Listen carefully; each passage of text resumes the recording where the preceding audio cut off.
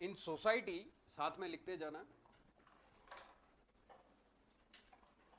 Who has power, who has power, ये पंखा बंद कर देना, who has power, only one person has power, only few people have power, or all have the power. तीन situations possible है society में किसी, और ये एसी बंद कर दो और पीछे वाला स्टार्ट कर दो, और ये कभी चालू मत करना यहाँ पे दोनों, ठीक है। In society who has power, तीन सिचुएशंस पॉसिबल है, या किसी एक पर्सन के पास पावर हो सकता है, या सोसाइटी के कुछ ही लोगों के पास पावर होगा, या तो everyone in a society will have the power. If only one person has power, such a form of government will become monarchy. Archy means rule, mono means one. पूरा लिखते जाओ, लैटिन वर्ड से शब्द निकला है ये। Archie means rule, mono means one.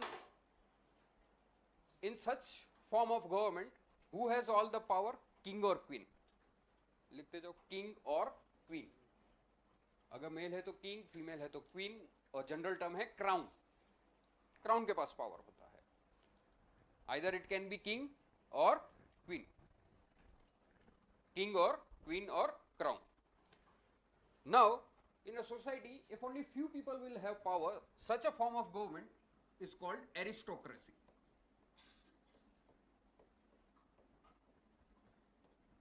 Cracy means rule, aristo means allied people. Allied people are in large number or few? Few. Aristo means allied people of the society, aristocratic. Cracy means rule.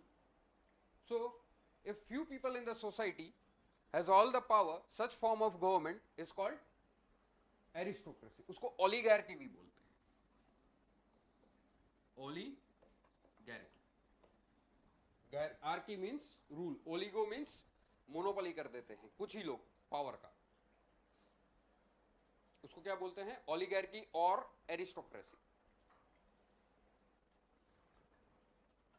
If all the people have power, such form of society is called democracy. Cracy means rule, demo means people, people means all. We are living in a society which is a democracy.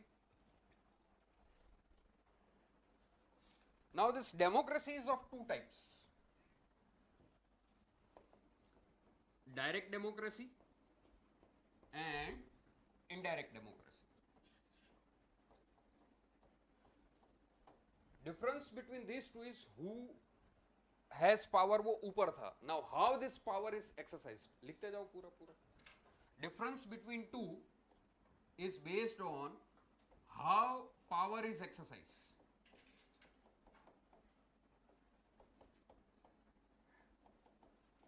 If people are directly exercising their power, such form of system or government will be called as direct democracy. Tribal societies पहले के जमाने में, वहां पे क्या होता था? Direct democracy. अगर कोई भी लॉ बनाना है तो कबीले के 20-25 लोग मिलकर लॉ बना देते थे.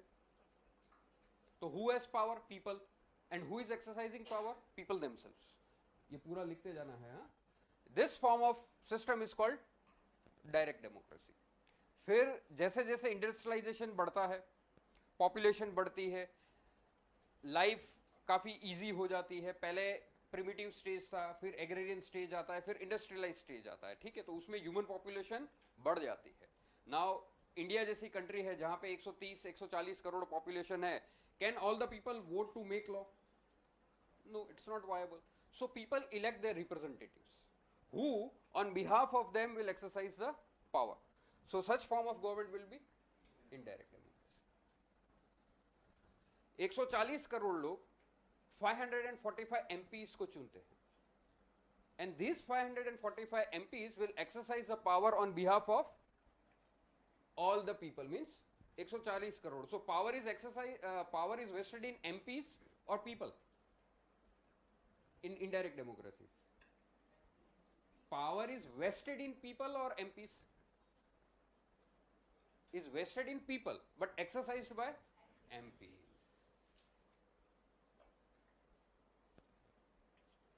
In other words, general word में उसको क्या बोलते हैं? Elected representatives. पूरा समझ के लिखते जाओ. Power is vested in people but it is exercised by their elected representatives. In other words, MPs और MLAs. यस, डायरेक्ट डेमोक्रेसी में power is vested in people and exercised by people themselves. क्योंकि society छोटी है, कोई भी कानून बनाना है 20-25 लोग डायरेक्टली वोट करते हैं. इंडिया में कोई भी लॉ बनाना है, हम वोट करते हैं कि हमारे इलेक्टेड रिप्रेजेंटेटिव्स वोट करते हैं? Elected representative. लेकिन पावर किसके पास है? पीपल के पास. On behalf of us we elect our elected representatives who exercise the power on behalf of people. Direct democracy, indirect democracy. ऊपर का जो क्लासिफिकेशन है it is based on who has power. नीचे का जो क्लासिफिकेशन है हाउ पावर इज एक्सरसाइज. इतना clear है सबको? Now this indirect democracy is of two types, parliamentary system and presidential system. India में क्या है? Parliamentary system. तो जिस देश में पार्लियामेंट है वहां पार्लियामेंट्री सिस्टम होगा ऐसा जरूरी नहीं है. पार्लियामेंट तो प्रेसिडेंशियल सिस्टम में भी हो, पार्लियामेंट तो प्रेसिडेंशियल सिस्टम में भी होगा, क्योंकि पार्लियामेंट का मतलब क्या होता है? One of the 3 organs of government. तो पार्लियामेंट होना इसका मतलब ये नहीं कि पार्लियामेंट्री सिस्टम है. Parliamentary system and presidential system are 2 forms of direct democracy, indirect democracy. Indirect democracy. इतना सबको अभी क्लियर है? Distinction between these two,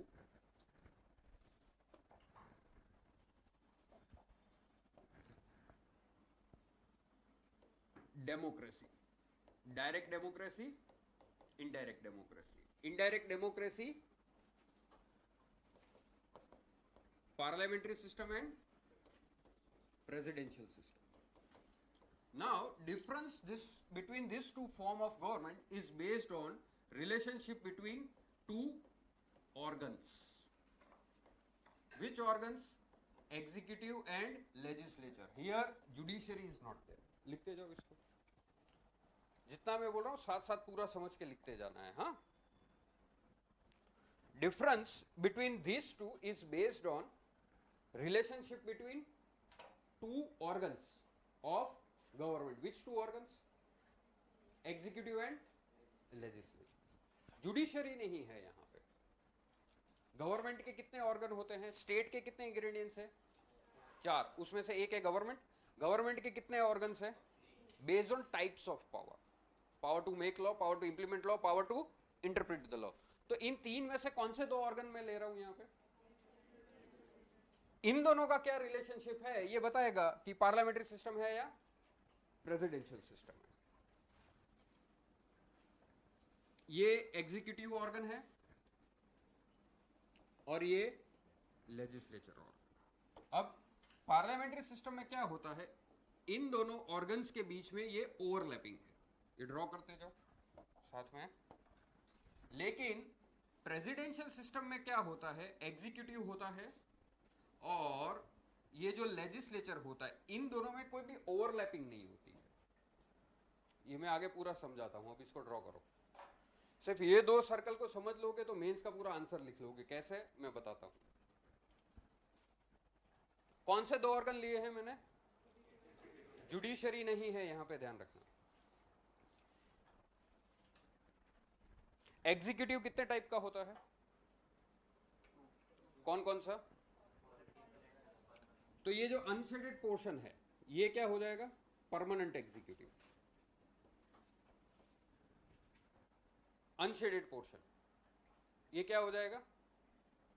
और ये जो शेडेड पोर्शन है तो ये क्या हो जाएगा?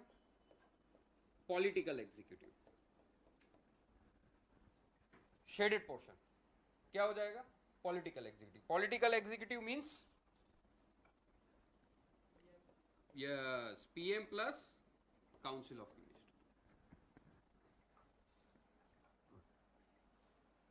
लेजिस्लेचर में एमपीज होते हैं, कुछ एमपीज मिनिस्टर होते हैं, कुछ एमपीज मिनिस्टर नहीं होते हैं। तो ये जो अनशेडेड पोर्शन है इसमें ऐसे एमपीज हैं जो मिनिस्टर नहीं है, तो शेडेड पोर्शन में ऐसे एमपी है जो मिनिस्टर है।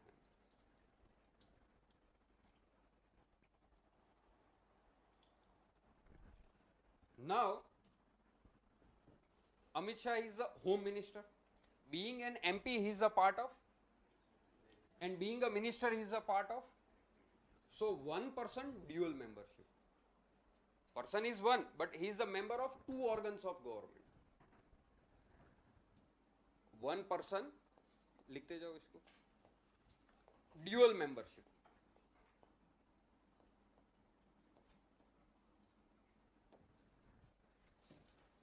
All the ministers enjoy dual membership.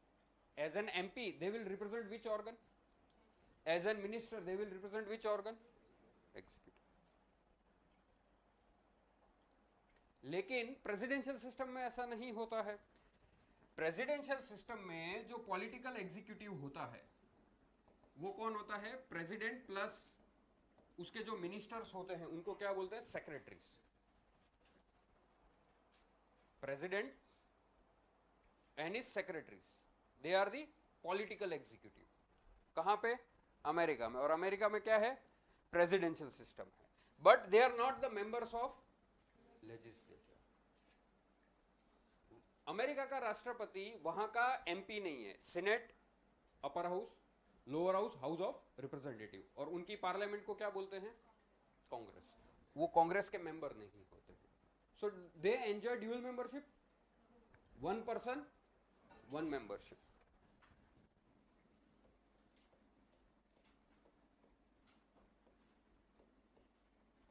अब ऐसा क्यों होता है? पार्लियामेंट्री सिस्टम में कोई भी पॉलिटिकल पार्टी गवर्नमेंट कब बना सकती है? किस हाउस में मेजोरिटी चाहिए? इलेक्शन के बाद लोकसभा में। मतलब जब लेजिस्लेचर में मेजोरिटी होती है तो executive will come into power. So here executive will be responsible to legislature. क्योंकि एग्जीक्यूटिव पावर में क्यों है? किसकी वजह से है? लेजिस्लेचर की वजह से है। लोकसभा में जब तक मेजोरिटी प्रूव नहीं करेंगे आप गवर्नमेंट नहीं बना सकते हो। सो here executive is coming into power because of legislature. So executive should be accountable to legislature. दिखते जाओ पूरा। प्रेसिडेंशियल सिस्टम में क्या होता है? प्रेसिडेंशियल इलेक्शन अलग से होता है, तो प्रेसिडेंट बन जाता है, president appoints his own secretaries. So यहां की लेजिस्लेचर में मेजोरिटी ना भी हो तो भी वहां की पॉलिटिकल पार्टी गवर्नमेंट बना सकती है। So executive can come into power without having majority in legislature. So here executive will be accountable to legislature? No. Here executive is not responsible or accountable to legislature. आप पूरा लिखना responsible or accountable to legislature.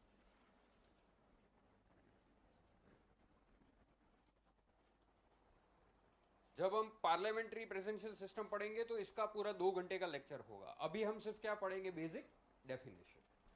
अभी देखो क्या होता है merits demerits of parliamentary and presidential system. मेरे को ये बताओ स्टेबल गवर्नमेंट कहां पे होगी? क्यों? यहां पे मेजोरिटी गई तो गवर्नमेंट गिर गई, जैसे महाराष्ट्र में हुआ। वाजपेयी की 13 दिन की गवर्नमेंट थी। यहां पे मेजोरिटी हो ना हो एग्जीक्यूटिव पावर में रह सकता है। तो स्टेबल गवर्नमेंट कौन सा सिस्टम प्रोवाइड करता है? ये मेरिट हो गया। किसका? डीमेरिट किसका हो गया? देखो रिस्पॉन्सिबल गवर्नमेंट कहां पे होगी? Responsible government means government which is more responsible और डायरेक्टली रिस्पॉन्सिबल टू पीपल। अनरिस्पॉन्सिबल, दो ऑर्गन के बीच में झगड़े कहां पे ज्यादा होंगे? कॉन्फ्लिक्ट कहां पे ज्यादा होगा? क्यों? एक ही पॉलिटिकल पार्टी दोनों ऑर्गन को डोमिनेट कर रही है। एक पॉलिटिकल पार्टी है, उसकी लेजिस्लेचर में मेजोरिटी आ गई, वही गवर्नमेंट बना रही है। तो ये दोनों ऑर्गन को एक ही पॉलिटिकल पार्टी डोमिनेट कर रही है। तो जो पॉलिटिकल पार्टी बजट रखेगी आराम से पास हो जाएगा, लॉ रखेगी आराम से पास हो जाएगा। तो फ्रिक्शन कहां पे कम होगा, झगड़े कहां पे कम होंगे, और ज्यादा कहां होगा, मेरिट डिमेरिट।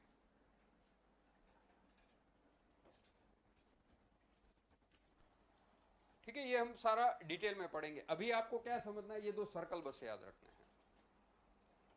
यहां पे ओवरलैपिंग नहीं है और यहां पे ओवरलैपिंग है।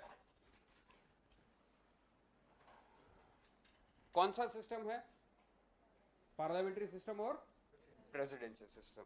इतना सबको आया समझ में। डेमोक्रेसी कितनी टाइप की होती है, डायरेक्ट डेमोक्रेसी और इनडायरेक्ट डेमोक्रेसी कितनी टाइप की होती है, पार्लियामेंट्री सिस्टम और presidential system. Now parliamentary system is of two types, prime ministerial government and cabinet government. Prime ministerial government and cabinet government.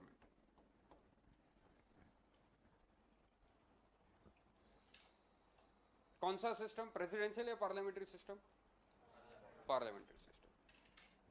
कितने टाइप के होते हैं, प्राइम मिनिस्ट्रियल गवर्नमेंट और cabinet government. Now this distinction is based on relationship between two political executives, that is PM versus council of minister. इन दोनों के बीच में relationship will determine whether the form of government is prime ministerial government और cabinet government. कई बार क्या होता है, पीएम ज्यादा पावरफुल होता है काउंसिल ऑफ मिनिस्टर से, जैसे present Modi government, Indira Gandhi government. इन सिस्टम्स में कौन ज्यादा पावरफुल होता है, PM vis council of minister. तो ऐसी गवर्नमेंट को आप क्या बोलोगे, prime ministerial government. Here PM is more powerful versus council of minister. तो ऐसी गवर्नमेंट क्या होगी, because PM is dominating, so PM is, this form of government is prime ministerial government, PM नहीं, prime ministerial government। आप पूरा लिखना है। लेकिन कई बार क्या होता है, पॉलिटिकल पार्टी को इंडिविजुअली मेजोरिटी नहीं मिलती तो कोलिशन गवर्नमेंट बनती है। तो जो कोलिशन गवर्नमेंट होती है, तो कोलिशन में जो मेन पॉलिटिकल पार्टी होती है उसको जो सपोर्ट करता है उसके भी मिनिस्टर होते हैं, तो पीएम उतना ज्यादा पावरफुल नहीं रह पाता। तो इस केस में council of minister is more dominating then PM. जैसे मनमोहन सिंह की गवर्नमेंट थी, वो कोलिशन गवर्नमेंट थी, इसलिए उसको क्या बोलते थे, यूपीए 1 और यूपीए 2। तो जब भी श्रीलंका का मैटर होता था और श्रीलंका का मैटर होता था, तो उसमें उस कोलिशन में साउथ की एक पार्टी ने सपोर्ट किया होता इंडियन नेशनल कांग्रेस को, डीएमके। तो इंडिया के जो पीएम थे वो इंडिविजुअली फॉरेन मिनिस्ट्री परस्यू नहीं कर पाते थे in case of Sri Lanka against particularly LTT, क्योंकि डीएमके पार्टी का काफी इंटरफियरेंस रहता था। लेकिन जब पीएम के पास ज्यादा पावरफुल होगा तो कोई दूसरी regional political party would dictate the national party, no.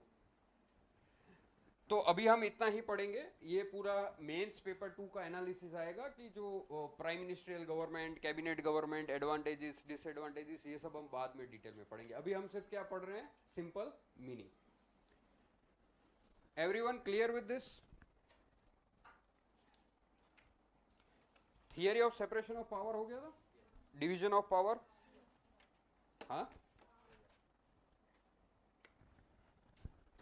Next,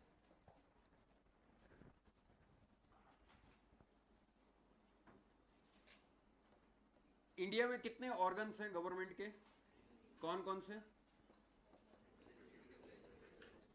और कितने टीयर्स हैं, कौन कौन से, सेंट्रल गवर्नमेंट, स्टेट गवर्नमेंट और लोकल गवर्नमेंट। लिखते जाओ इसको। 3 ऑर्गन्स और 3 टीयर्स, ये ध्यान रखना, नहीं तो आगे सब डेफिनेशंस मिक्स हो जाएगा। जब मैं 3 ऑर्गन्स बोलता हूं तो कौन कौन से हैं, एग्जीक्यूटिव, लेजिस्लेचर और जुडिशियरी। और 3 टीयर्स बोलता हूं मतलब गवर्नमेंट के लेयर्स कितने हैं, सेंट्रल लेवल पे, स्टेट लेवल पे और लोकल लेवल पे क्या होता है, म्युनिसिपैलिटी और पीआरआई।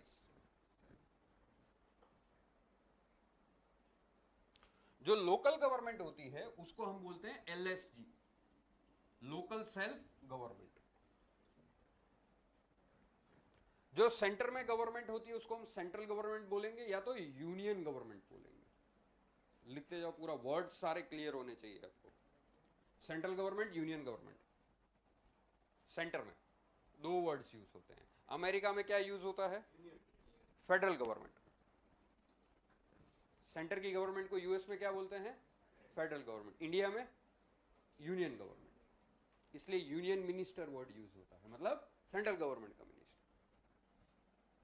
यूनियन गवर्नमेंट और सेंट्रल गवर्नमेंट। स्टेट गवर्नमेंट को स्टेट गवर्नमेंट बोलते हैं या तो प्रोविंशियल गवर्नमेंट भी बोलते हैं, और प्रोविंशियल गवर्नमेंट। स्टेट गवर्नमेंट और प्रोविंशियल गवर्नमेंट, यहां पे स्टेट गवर्नमेंट और प्रोविंशियल गवर्नमेंट। और लोकल गवर्नमेंट को क्या बोलते हैं? Local self government. अब ये या तो अर्बन एरिया में होगी और या तो ये रूरल एरिया में होगी। अर्बन एरिया में जो भी लोकल सेल्फ गवर्नमेंट होती है उनको हम यूएलबी बोलते हैं, अर्बन लोकल बॉडीज। क्या बोलते हैं? Urban local bodies. अगर बहुत बड़ा शहर है तो वहां पे म्युनिसिपल कॉरपोरेशन होता है। अगर छोटा शहर है तो म्युनिसिपैलिटी होती है। अगर पोर्ट का एरिया होता है तो पोर्ट ट्रस्ट होता है। अगर आर्मी का एरिया होता है तो कैंटोनमेंट बोर्ड बोलते हैं। तो ये सारी बॉडीज कैसी बॉडी हो गई? Local self government in urban areas are collectively called as urban local bodies. Example, big city municipal corporation. जैसे अहमदाबाद छोटा सिटी, बड़ा सिटी है। अर्बन है, रूरल? अर्बन तो बड़ा सिटी होगा तो म्युनिसिपैलिटी होगी, म्युनिसिपल कॉर्पोरेशन होगा, म्युनिसिपल कॉर्पोरेशन। छोटा सिटी होगा तो म्युनिसिपैलिटी। लिखते जाओ लिखते जाओ। Big city, small city. Big city municipal corporation, small city municipality.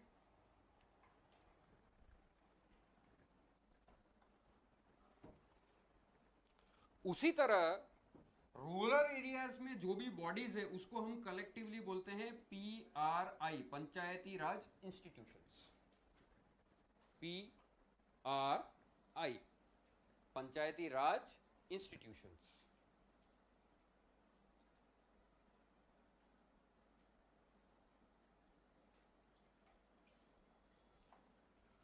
अब जो गांव होता है, विलेज, विलेज लेवल पे क्या होती है? ग्राम पंचायत। विलेज के ऊपर क्या होता है? Block, a group of village. उसके लिए होती है पंचायत समिति। और डिस्ट्रिक्ट लेवल पे क्या होगा? जिला परिषद। तो इन सारी बॉडीज को हम कलेक्टिवली क्या बोलते हैं? पंचायती राज इंस्टीट्यूशंस। लिखते जाओ। विलेज, ग्राम पंचायत। विलेज पे क्या होगा? ग्राम, 5 सरपंच होते हैं ना, डिसीजन लेते हैं। Village, a group of village will constitute block. तो ब्लॉक लेवल पे रूरल एरिया में कौन सी बॉडी होगी? PS, पंचायत समिति।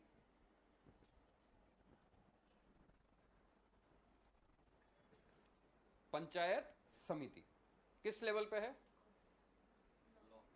उसके ऊपर क्या आएगा? डिस्ट्रिक्ट लेवल पे ZP, जिला परिषद। ये एडमिनिस्ट्रेटिव स्ट्रक्चर है हमारे इंडिया का। मेंस में एनालिसिस आएगा कि लोकल गवर्नमेंट की प्रॉब्लम्स क्या क्या है इंडिया में और क्या क्या सॉल्यूशंस होने चाहिए। तो जब भी लोकल गवर्नमेंट पे क्वेश्चन आता है तो ज्यादातर बच्चे पता है किस पे लिखते हैं? सिर्फ PRI पे लिखते हैं। But local government will include urban local bodies also. तो जितने आपके कॉन्सेप्ट्स क्लियर होंगे उतना आप क्वेश्चन को अच्छी तरह से समझ पाओगे और पूरा क्वेश्चन लिख पाओगे। क्वेश्चन आया है लोकल गवर्नमेंट, आंसर लिख रहे हो PRI पे, तो आधे मार्क्स उधर ही कट हो जाता है, कि चाहे कितना भी अच्छा आंसर लिखा हो। इतना क्लियर है सबको? Parliamentary system and presidential system is based on relationship between 2 tiers और 2 organs। यहां लिखो, parliamentary system versus presidential system.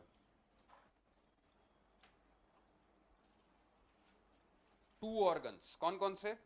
थोड़ा रिपीटेशन होने दो, ठीक है, कोई बात नहीं। Parliamentary system versus presidential system. This difference is based on 2 organs. Which 2 organs? हाँ, फिर से लिखो, कोई बात नहीं, थोड़ा रिपीटेशन होने दो.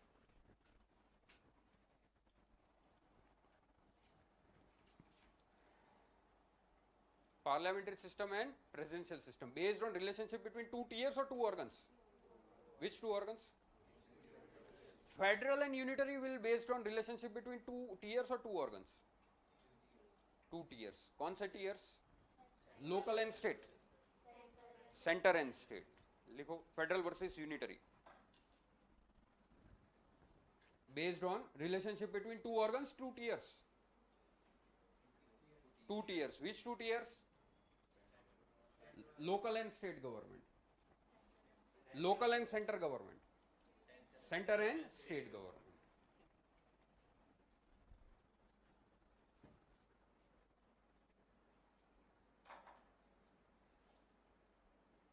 Theory of separation of power is based on three tiers or three organs? लिखो. Theory of separation of power is based on three organs or three tiers? Three organs. अलग अलग किंग के पास तीनों पावर होते थे तो डिस्पॉट हो जाता था, तो तीनों पावर को हमने डिवाइड करके तीन अलग अलग ऑर्गन को दे दिया, executive, legislative and judiciary. Division of power is based on organs or tiers? Which tiers? Center and state. Division of power. कल पढ़ा था ना? Division of power between two tiers will determine whether the form of government is federal or unitary. अगर division of power constitutional है, तो form of government कैसा हो गया? Federal. Constitution itself will divide the power between two tiers. Which two tiers? Center and state. Form of government कैसा हो जाएगा? Federal. But if constitution is giving all power to the center government and then center government is giving power to state government, form of government will be unitary.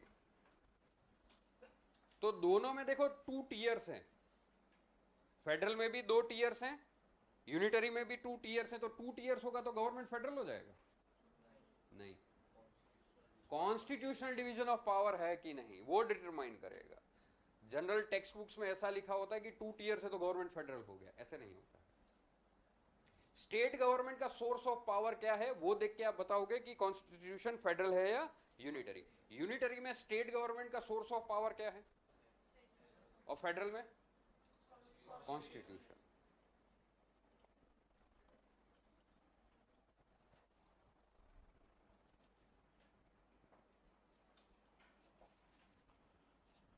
तो हमारा constitution कैसा है? Federal. तो schedules होते हैं, ये आगे हम डिटेल में पढ़ेंगे. 7th शेड्यूल में 3 लिस्ट है.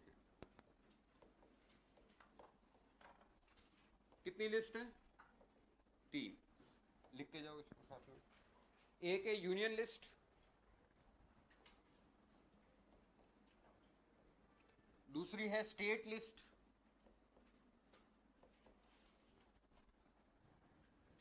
और थर्ड है कॉन्करेंट लिस्ट.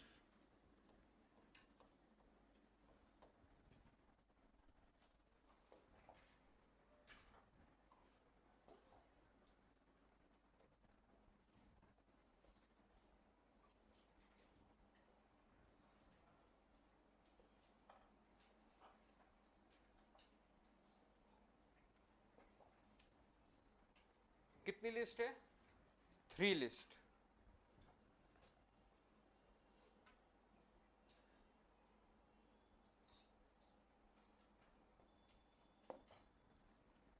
तो अगर यूनियन लिस्ट में कोई सब्जेक्ट है तो उस पर लॉ बना के इंप्लीमेंट करने का पावर किसके पास है? लिखते जाओ. If any subject it is mentioned in union list, who has the power to make, not only make the law but also implement the law. तो यूनियन लिस्ट में जैसे एक सब्जेक्ट है डिफेंस, इस सब्जेक्ट पे कानून बनाने का और उस कानून को इंप्लीमेंट करने का पावर किसके पास है? ये कौन सा टीयर हो गया? 3 टीयर्स है, 3 ऑर्गन्स नहीं है. Power to make law and implement law on the subject mentioned in union list is with central government. पूरा लिखो, power to make law and implement the law on the subject mentioned in union list is with central government. Example, defense, foreign affairs, currency, banking, बहुत सारी list है.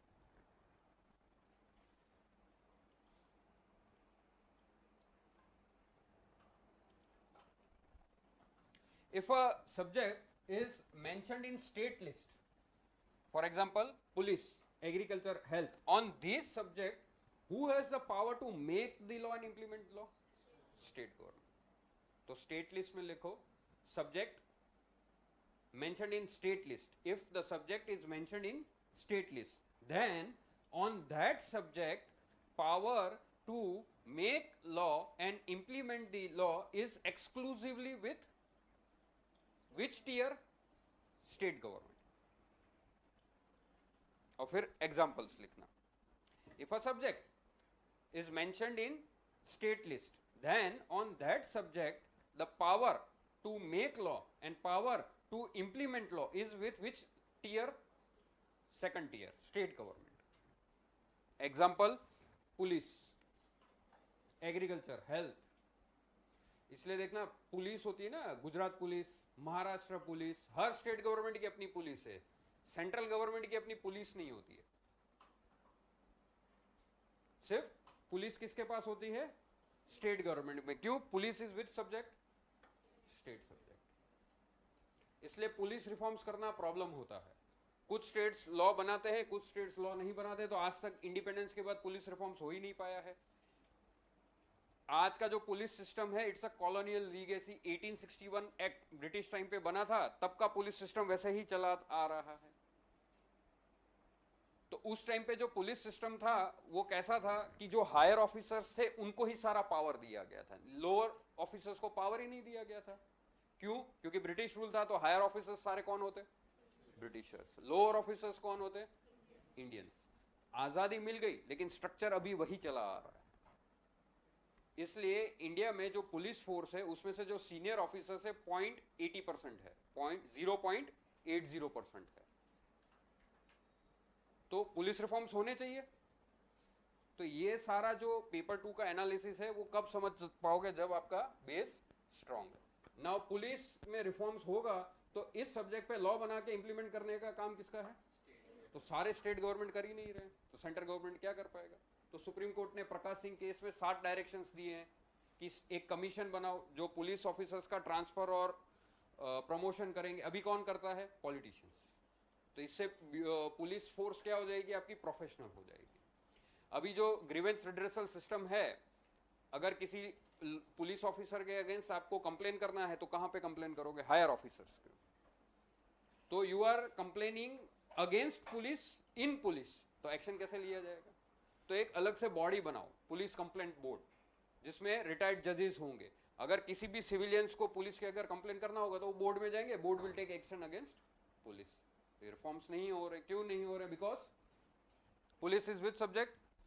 State subject. तो ये आपका जब थोड़ा बेसिक कंसेप्ट क्लियर हो जाएगा, क्लासेस हो जाएंगे ना, तब आप पेपर 2 में ये सारा एनालिसिस कर पाओगे. लेकिन कब कर पाओगे? जब आपके फाउंडेशन और बेस स्ट्रॉन्ग. ठीक है. Concurrent list. अगर कोई सब्जेक्ट कॉन्करेंट लिस्ट पर है तो उस पर लॉ बना के इंप्लीमेंट करने का अधिकार किसके पास होगा? दोनों के पास होगा. लेकिन अगर लॉ में कॉन्फ्लिक्ट होगा तो किसका लॉ प्रिवेल करेगा? Central law.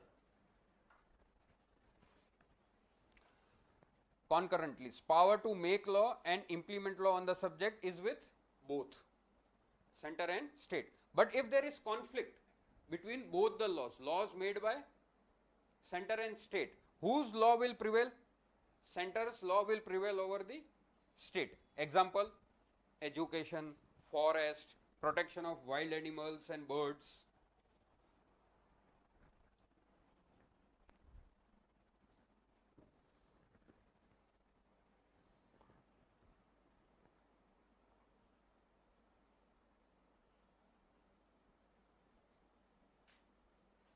कोई सब्जेक्ट सेंट्रल लिस्ट पे है तो उस पे लॉ कौन बनाएगा? इंप्लीमेंट स्टेट करेगा. सेंटर ही करेगा। इसलिए ये जो यूनियन लिस्ट के सब्जेक्ट्स को मैनेज करने के लिए गवर्नमेंट रिक्रूटमेंट करती है ना, जैसे इनकम टैक्स कहां पे आएगा? स्टेट गवर्नमेंट आपसे इनकम टैक्स वसूलती है या सेंट्रल गवर्नमेंट? इसलिए आईआरएस सर्विस है, Indian revenue service, income tax उसको मैनेज करने के लिए, तो वो किसके पास है? सेंटर के पास है। इसलिए यूपीएससी रिक्रूटमेंट करती है। फॉरेन अफेयर्स किस सब्जेक्ट में आता है? इसलिए आईएफएस है, Indian foreign service. Company law logically center, ICLS, Indian corporate law service. Railway, किसी स्टेट गवर्नमेंट के पास रेलवे है? किसके पास है? IRTS, Indian railway traffic service.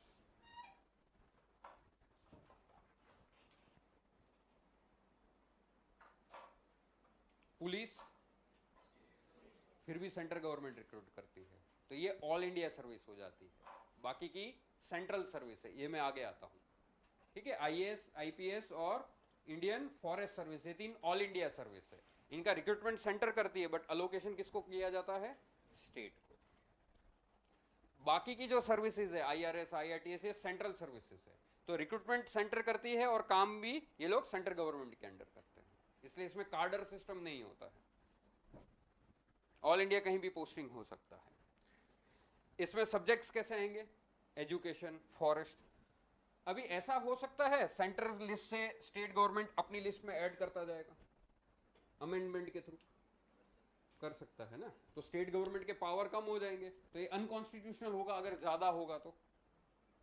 लेकिन अगर यूनिटरी सिस्टम में कभी भी कोई भी पावर ले लेंगे, तो उस सिस्टम में क्या होता है? सारा पावर किसके पास होता है? These powers of state government are constitutionally protected. So this list makes our country federal or unitary? Federal. अभी कई बार क्या होता है, जब हमारा कॉन्स्टिट्यूशन बना था तो कुछ सब्जेक्ट तीनों लिस्ट में नहीं थे, तो वो सारे सब्जेक्ट्स कहां आ जाएंगे? फॉर एग्जांपल साइबर क्राइम, तो जब हमारा देश आजाद हुआ तो इंटरनेट ही नहीं था, तो साइबर क्राइम कैसे होंगे? तो ऐसे सारे, जैसे बिटकॉइन, क्रिप्टो करेंसी, ये सब किस में आ जाएंगे? तो कोई भी सब्जेक्ट रेजिडरी लिस्ट पे होगा तो उस पे लॉ बना के इंप्लीमेंट करने का पावर किसके पास होगा? सेंट्रल गवर्नमेंट के पास। लिखो, any subject which is not mentioned in this three list will be in residuary list. Any subject, if it is not mentioned in this three list, it will be included in which list? Residuary list. And if a subject is in residuary list, who has the power to not only make law but to implement law? Central government. PT में question आएगा, subject है कौन से list में आता है?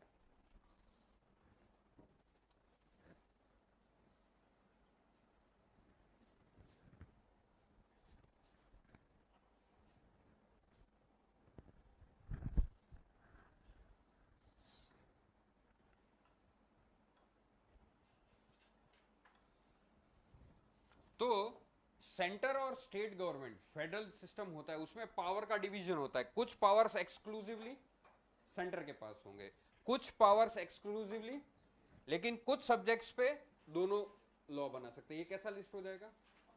कॉनकरेंट list.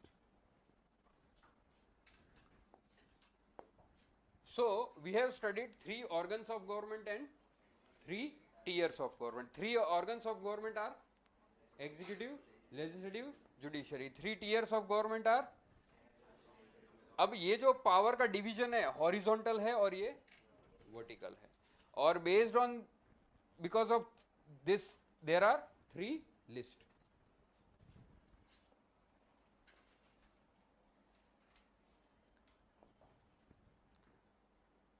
अब ये 3 लिस्ट हमने क्यों बनाई है? सेपरेशन ऑफ पावर या division of power?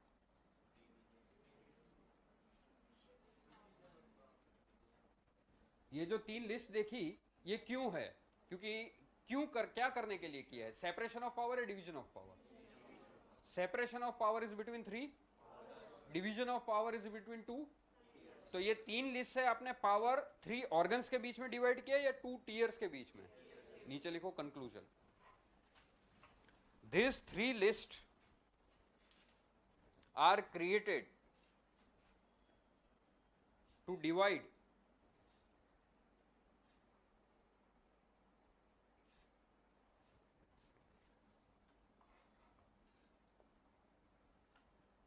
These three lists are created to divide power between two tiers of government, that is center and state, and not three organs of government. पूरा लिखो. This three list is created to divide power between two tiers and not three organs. ये तीनों list की वजह से हमारा देश कैसा होता है, पार्लियामेंट्री या प्रेसिडेंशियल या फेडरल या यूनिटरी, फेडरल या यूनिटरी. फिर नीचे लिखो, it is because of about three list India is a unitary country और फेडरल कंट्री, फेडरल कंट्री.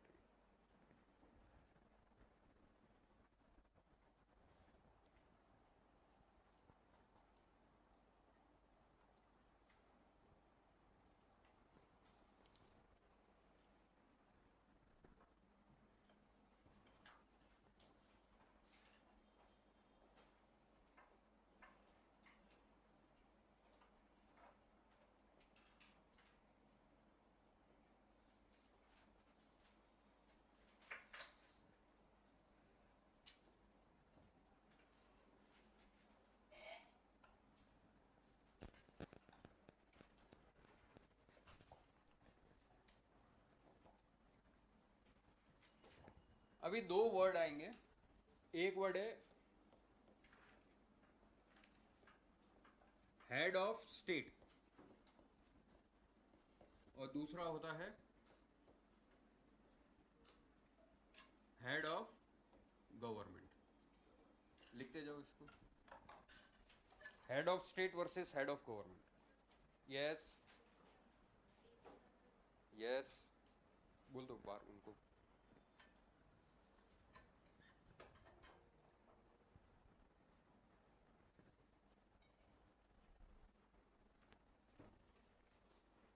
ये एसी का फ्लैप ऊपर हो सकता है, ऊपर करके इसको स्लो बढ़ा दो, 25-26 पे कर दो. फिर अगर आपको ठंडी लगता है तो बताना, फिर बंद कर देना, नहीं तो सफोकेशन हो जाएगा. और पीछे के सारे एसी चालू है. क्लास है ना, आधे घंटे पहले चालू कर दिया करो. ये फैन बंद कर दो एसी का. एसी का फैन, एसी के अंदर फैन होता है ना, वो बंद कर देना, उसको स्लो मोशन पे हो जाएगा. साइलेंट कर दो. फ्लैप ऊपर होगा और थोड़ा ऊपर. हेड ऑफ स्टेट है और क्या है, हेड ऑफ गवर्नमेंट. जो हेड ऑफ स्टेट होता है वो नॉमिनल हेड होता है, सिर्फ नाम का. साथ में लिखते जाओ. और किसी भी देश का हेड ऑफ गवर्नमेंट होगा वो क्या हो जाएगा, real head. Nominal head, real head. अभी ठंडी लगे तो बता देना. हाँ, नॉमिनल हेड और रियल हेड. जो नॉमिनल हेड होता है उसको डी जूरे हेड भी बोलते हैं. और जो रियल हेड होता है उसको हम क्या बोलते हैं, डी फैक्टो. तो किसी घर में हस्बैंड वाइफ होते हैं तो घर का हेड कौन होता है, हस्बैंड. लेकिन असली पावर किसके पास होता है, वाइफ के पास होता है.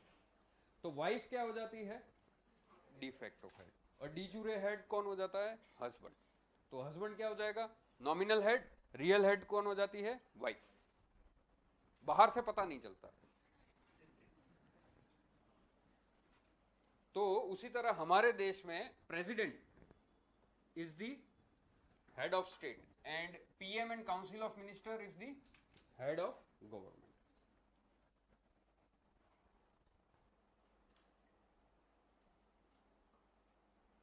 अब ये कैसे होगा, according to constitution all executive power is vested in the office of president, but president will exercise his executive power only on the aid and advice of prime minister. लिखते जाओ. सारा पैसा कौन कमाता है, husband. but he will spend only on the aid and advice of wife. तो real head कौन हो जाता है? हस्बैंड या wife? Wife. All executive power is vested in the office of president, but this power is exercised by president on the aid and advice of prime minister and council of ministers. So PM and council of minister becomes the real head and president becomes the nominal. All executive power is vested in the office of president, but president will exercise this power only on the aid and advice of prime minister. लेकिन हर घर में तो ऐसा नहीं होता है. Husband wife का relation कहीं पे हस्बैंड भी डोमिनेट होता है. ठीक है, तो ये कहां पे होता है? ये सिर्फ हमारे देश में होता है. हस्बैंड वाइफ वाला नहीं, ये प्रेसिडेंट प्राइम मिनिस्टर वाला.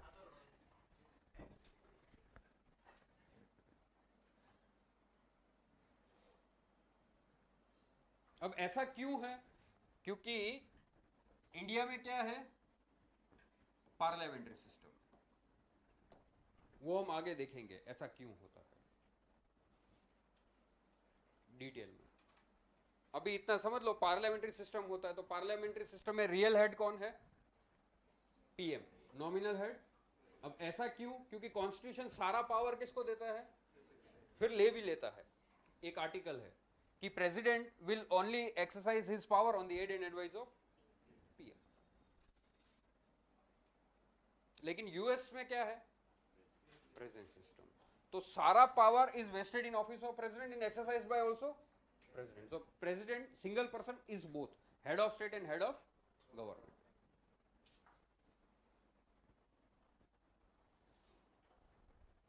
अभी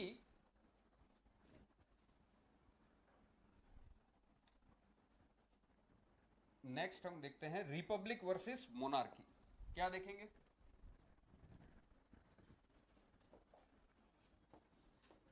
रिपब्लिक वर्सेस मोनार्की.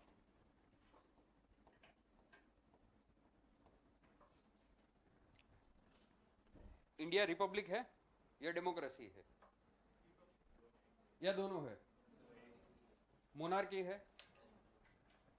रिपब्लिक क्यों है? क्योंकि डेमोक्रेसी है. डेमोक्रेसी है इंडिया, इसलिए रिपब्लिक है. तो डेमोक्रेसी और रिपब्लिक में क्या डिफरेंस है?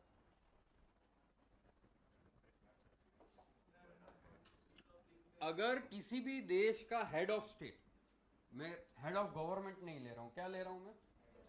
अगर किसी भी देश का हेड ऑफ स्टेट इलेक्टेड है, क्या है? For a fix period of term, such a country will be called as republic. Head of government नहीं ले रहा हूं मैं, क्या ले रहा हूं? Head of state.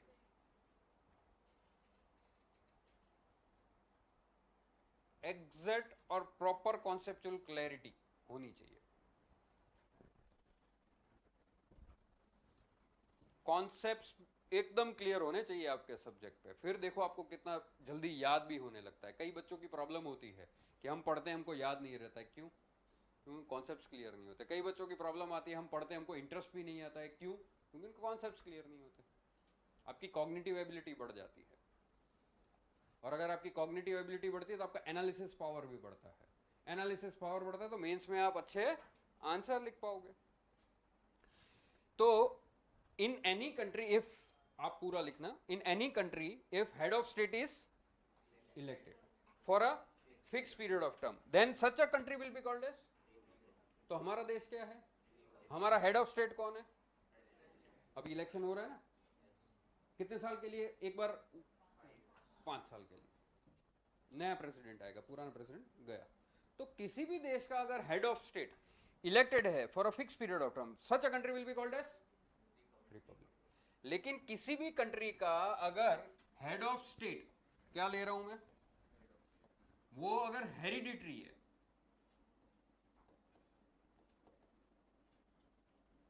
तो वो कंट्री क्या हो जाएगी? मोनार्की.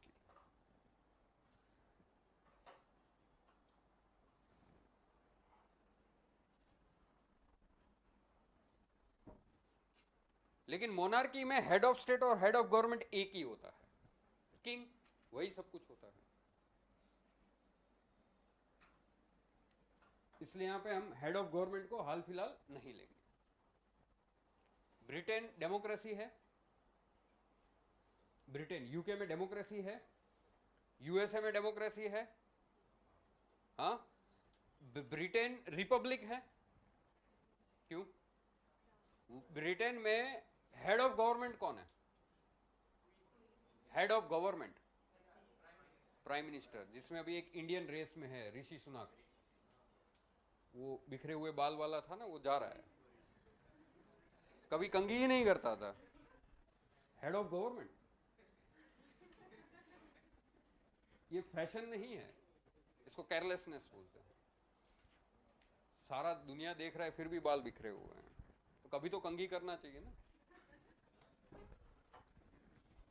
तो ब्रिटेन में डेमोक्रेसी है, तभी तो इलेक्शन हो रहे हैं ना। डेमोक्रेसी है, रिपब्लिक है, मोनार्की है, तो डेमोक्रेसी और मोनार्की कैसे हो गए?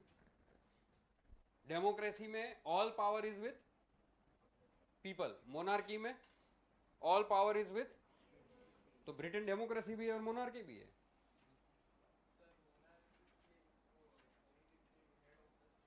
तो रिपब्लिक नहीं है ना। तो मोनार्की में तो हमने पढ़ा था कि पावर सिर्फ एक ही पर्सन के पास होता है, वो कॉन्स्टिट्यूशनल मोनार्की है। ब्रिटेन में कैसा है? कॉन्स्टिट्यूशनल मोनार्की है। लिखो, तो कॉन्स्टिट्यूशनल मोनार्की में क्या होता है, जो किंग होता है वो क्या बन जाता है, और रियल हेड कौन बन जाएगा? Prime minister. लेकिन जो पहले की मोनार्की होती थी मुगल के टाइम पे, वहां पे king was both head of state and head of government. Clear हुआ? अभी मुगल के टाइम पे औरंगजेब थे, वो किंग थे, he was both head of state and head of government. तो इंडिया में क्या हो गया? मोनार्की हो गई। तो ब्रिटेन में क्या हुआ? ब्रिटेन में डेमोक्रेसी इवॉल्व हुई है, हमने एडॉप्ट की है, ठीक है। तो ब्रिटेन में क्या हुआ, जहां पे डेमोक्रेसी इवॉल्व हुई थी, ये किंग होता था और पीपल के रिप्रेजेंटेटिव के लिए काउंसिल होता था। वो जो आम जनता होती थी उनका ओपिनियन किंग के सामने रखता था। फिर जैसे जैसे डेमोक्रेसी की मूवमेंट चलती गई तो पावर किसका कम होता गया और पावर किसका बढ़ता गया? काउंसिल का। ये आगे जाके क्या बन जाएगा? पार्लियामेंट। और इन पार्लियामेंट का ही एक छोटा ग्रुप क्या बन जाएगा? PM plus council of minister. तो हेड ऑफ गवर्नमेंट कौन बन गया? Real head PM, nominal head king. तो ये कॉन्स्टिट्यूशनल मोनार्की हो गई, उन्होंने कॉन्स्टिट्यूशन एडॉप्ट कर लिया। लेकिन पहले क्या था? मोनार्की। तो king was both head of state and head of government. लेकिन हमने तो क्या हुआ है, हमने तो डेमोक्रेसी एडॉप्ट की है, तो हमने पूरा मोनार्कल सिस्टम डिसमेंटल कर दिया क्योंकि ब्रिटिश रूल आ गया था। और फिर हमने हेड ऑफ स्टेट किसको बना दिया? किंग की जगह पे प्रेसिडेंट को, क्योंकि democracy has evolved in Britain and adopted in India. तो ये जो होता है नहीं, 400-500 साल तक चलता रहता है। जैसे नेपाल में हुआ था ना, किंग से पावर लेते जा रहे थे, फिर किंग वापस आ जाता था, फिर वहां पे माओइस्ट आ गए। तो वैसा इंडिया में नहीं हुआ है बिकॉज ऑफ ब्रिटिश रूल। दो word, head of state, head of government, इतना क्लियर है। Real head, nominal head. तो रिपब्लिक है कि नहीं, आप क्या देखोगे, हेड ऑफ स्टेट या head of government? Head of state. इतना क्लियर है सबको? आगे बढ़े अभी।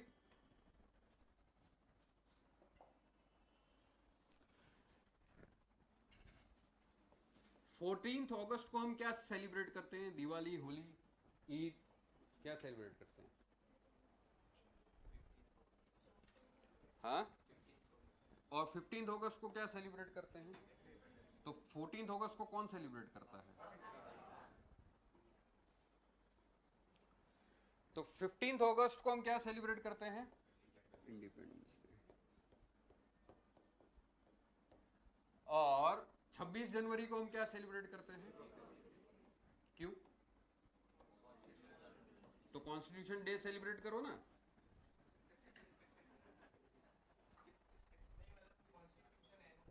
हाँ, तो कॉन्स्टिट्यूशन डे सेलिब्रेट करो। रिपब्लिक डे क्यों सेलिब्रेट कर रहे हो? Constitution came into force, so it should be celebrated as constitution day. Why you are celebrating as republic day? IAS का एग्जाम देने जा रहे हो, रिपब्लिक डे और इंडिपेंडेंस डे में पता नहीं है? हाँ, ऐसा नहीं होगा, लेकिन इंटरव्यू मैं नहीं होने दूंगा, टेंशन मत लो. हाँ बोलो.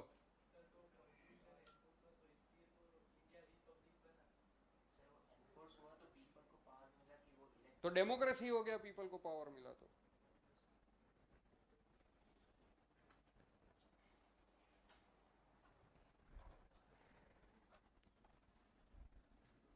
इंडिया का कॉलोनाइजेशन कब से स्टार्ट हुआ था? Battle of colony. कॉलोनी के बाद कौन सा स्टेज आता है? और फिर स्टेट. बीच में कौन सा स्टेज होता है? डोमिनियन. तो इंडिया 15 अगस्त को आजाद तो हुआ था, लेकिन स्टेट नहीं बना था. क्या बना था? डोमिनियन. फिर जब 26 जनवरी को constitution came into force, India became a state on paper. On paper. जैसे आप प्रॉपर्टी खरीदने जाते हो तो आप डील डन कर देते हो, तो कुछ पैसे दे देते हो, प्रॉपर्टी तो आपकी हो गई ना, लेकिन ऑन पेपर हुई. कागजी पे 1 महीना लग जाता है सारा पेपर करने, फिर ऑन पेपर आप उसके ओनर बन जाते हो. तो जब आप रियलिटी में हेड बनते हो और ऑन पेपर बनते हो तो बीच में गैप होता है. तो क्या हुआ? इंडियन इंडिपेंडेंस एक्ट पास होता है 1947. ये एक्ट पास होता है रात के 12 बजे 14 और 15 अगस्त के बीच में, और नेहरू जी अपनी स्पीच देते हैं, ट्राइस्ट विद डेस्टिनी. तो इंडिया, तो रात को 12 बजे हमको ब्रिटिश रूल से आजादी मिली, तो दोनों देश को एक ही दिन पे इंडिपेंडेंस डे सेलिब्रेट नहीं करना था.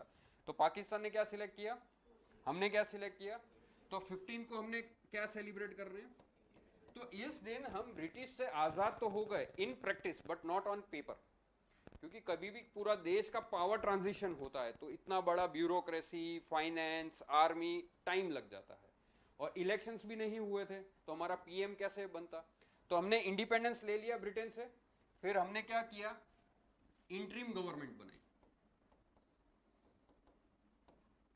और उसके इंटरिम गवर्नमेंट के पीएम कौन बने?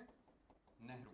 उसके बाद कॉन्स्टिट्यूशन केम इनटू फोर्स, फिर क्या होता है, जनरल इलेक्शंस, और फिर प्रॉपर पीएम आता है. तो ये जो ट्रांजिशनरी फेज था, इसमें इंडिया क्या रहा? On paper, but in practice independent हो गया था. तो 15 अगस्त को हम सेलिब्रेट तो इंडिपेंडेंस डे करते हैं, लेकिन इंडिया उस दिन क्या बना था? डोमिनियन. फिर 15 अगस्त से लेके 26 जनवरी तक इंडिया क्या रहेगा? डोमिनियन. और 26 जनवरी को when constitution will come into force, India will become a state. Now when on 26 January constitution will come into force, who will be our head of state? President. And he will be elected or elected. So India became republic. So 26 January is celebrated as Republic Day. Now constitution came into force on 26 January 1950. उससे पहले 26 नवंबर 1949 constitution किसने बनाया था? Constituent assembly ने. तो constitution assembly ने जब खुद एडॉप्ट किया उस कॉन्स्टिट्यूशन को, कॉन्स्टिट्यूंट असेंबली के मेंबर्स ने, तो वो हम क्या सेलिब्रेट करते हैं? Constitution day. और फिर पूरे देश में लागू होता है 26 जनवरी 1950 को. तो इसको हम क्या सेलिब्रेट करते हैं? Republic day. तो लिखो independence day versus Republic day. Independence day 15 August, India became independent from British rule, but on paper it was Dominion. Till which date? 26 January. Independence Day versus Republic Day. Independence Day 15th August, India became independent from British rule, but it became a Dominion. And it will continue till which date? Dominion status कब तक रहेगा? 26 जनवरी 50. On 26 January, Constitution came into force and head of state became elected. So India became a republic. From which date? 26 January. So 26 January is celebrated as Republic Day. ये आगे constituent assembly वाला chapter होगा ना, उसमें सारा detail में आ जाएगा. अभी हम जस्ट ब्रीफ में पढ़ रहे हैं. Yes. 15th August, India became independent, but became a dominion, and continued till 26 January, when Constitution came into force. And when Constitution came into force, who was head of state? President. इसलिए आप देखना 15 अगस्त से लेके 26 जनवरी तक Lord Mountbatten continued to be the Viceroy of India or Governor General of Free India, because at that time that position was of head of state. और फिर जब 26 जनवरी होती है तो प्रेसिडेंशियल इलेक्शन होंगे. And who was the first president of India? Rajendra Prasad. And India became Republic.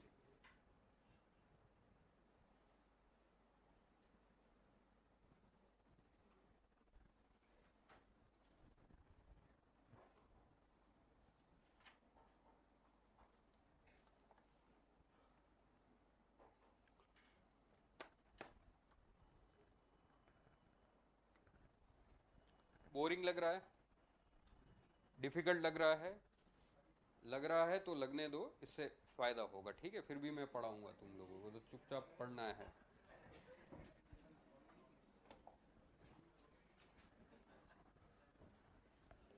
एक होता है रूल, एक होता है रूल. फिर एक शब्द आता है एक्ट, और उसको बोलते हैं स्टैट्यूट. एक होता है ऑर्डिनेंस,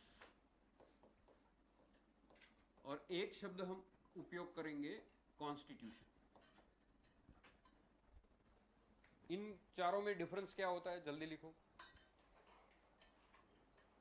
मुंडी ऊपर ही नहीं होने दूंगा 2 घंटे तक. घिसो, पेन घिसो. कम से कम 10,000 किलोमीटर तक पेन घिसना है, तब जाके क्या बनते हैं? आईएएस. कितना किलोमीटर घिसना है पेन पेपर पे? 10,000 किलोमीटर. तब जाके एक आईएएस बनता है. तो ये तो अभी कितना किलोमीटर हुआ होगा?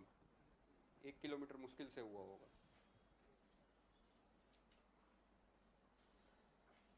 इस इंस्टीट्यूट में आपने एडमिशन लिया तो 8 बजे क्लास पे आना है. तो ये एक्ट है या रूल है? तो rules are made by private body. Rules are made by any private body which can be enforced on its members.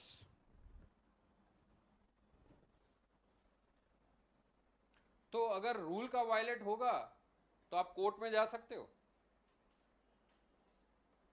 कोई प्राइवेट बॉडी ने रूल बनाया और आप 8 बजे नहीं आए क्लास में, तो मैं आपको कोर्ट में लेके जाऊंगा.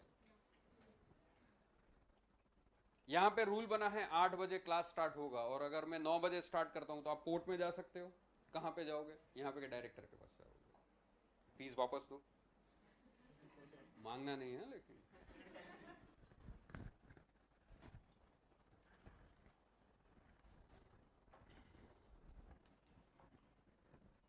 रूल्स कौन बनाता है? कोई भी प्राइवेट बॉडी कोई भी टाइप का रूल बना के अपने मेंबर्स पे बना सकती है. लेकिन एक्ट स्टैट्यूट्स कौन बनाता है? लेजिस्लेचर.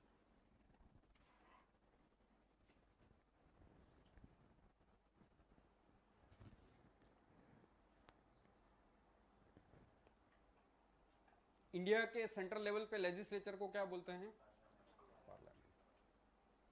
तो क्या डीआईसीएस लॉज बना सकता है? रूल्स बना सकता है? Yes. So laws, statute or acts are made by, and they are legally enforceable. they are legally unforeseeable.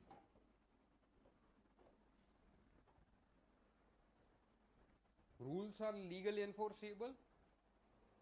In case of violation, can you go to court? No. But if government has made any kind of law, if there is any violation by citizen, can we go to court? Yes. So it is legally enforceable. Government के कितने organ है? उसमें से law बनाने का power किसके पास है? लेकिन कई बार आपत्तिजनक सिचुएशन होती है, वॉर होता है, इमरजेंसी होता है, तो पार्लियामेंट का सेशन नहीं हो पाता, तो लॉ कौन बनाएगा? एग्जीक्यूटिव. और जब एग्जीक्यूटिव लॉ बनाता है तो उसको क्या बोलते हैं? Law made by executive is called ordinance. Law made by legislature is called act or statute. Law made by executive is called ordinance.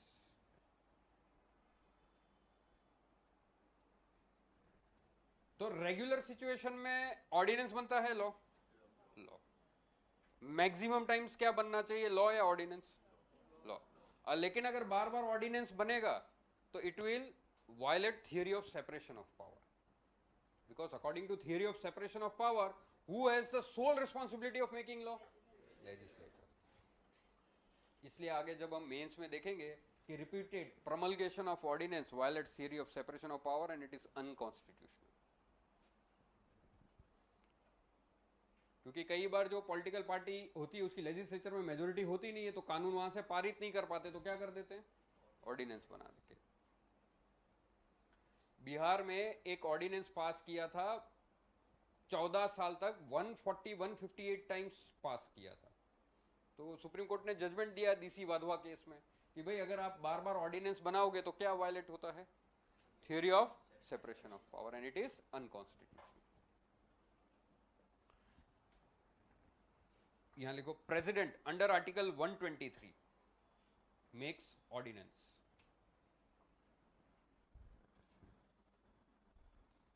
President under Article 123 makes ordinance. State level पे कौन होता है? Head of state, governor. So governor will make ordinance under article 213. President 123, governor 213. इन तीनों में difference कितने digits का है? 89 का आ रहा है, देखो माइनस करो 213 माइनस 123, 89 आ रहा. 89 आएगा.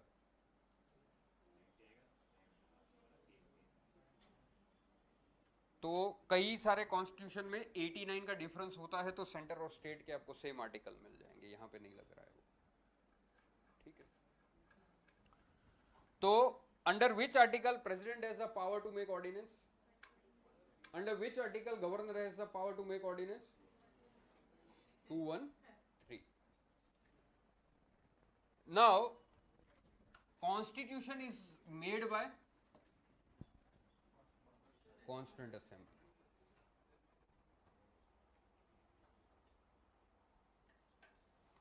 अब जब Constituent Assembly कोई लॉ बनाएगा तो उसको हम क्या बोलते हैं? पार्लियामेंट या लेजिस्लेचर अगर कोई लॉ बनाता है तो उसको क्या बोलते हैं? एग्जीक्यूटिव कोई लॉ बनाता है तो क्या बोलते हैं? लेकिन जब ये लॉ बनाता है तो ये फंडामेंटल लॉ होता है. ये कैसा लॉ हो गया? फंडामेंटल लॉ और सुप्रीम लॉ. लिखते जाओ. Constitution is a fundamental law and supreme law. क्यों fundamental?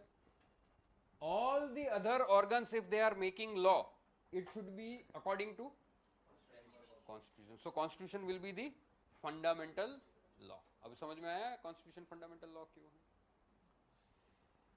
If legislature is making any act, it is violating Constitution. This will be declared by judiciary as null and void. So which law is supreme? So constitution is the supreme law.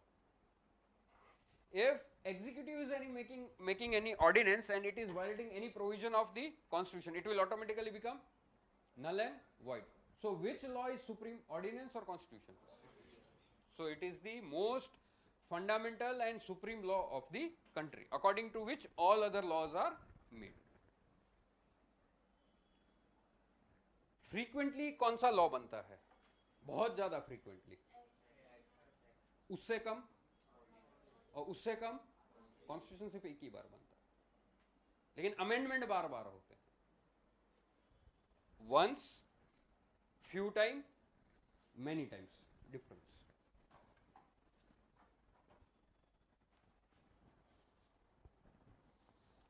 सबसे ज्यादा frequently कौन सा बनता है? Act. उससे कम और सिर्फ constitution एक ही बार, लेकिन उसमें अमेंडमेंट बार बार होते हैं. कॉन्स्टिट्यूशन बार बार नहीं बनता. हर साल इंडिया में कॉन्स्टिट्यूशन बनता है क्या?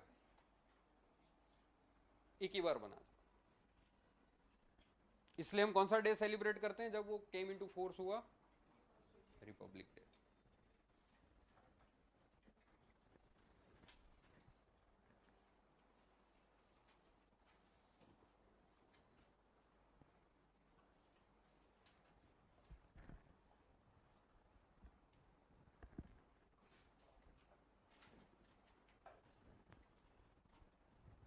क्लियर सबको?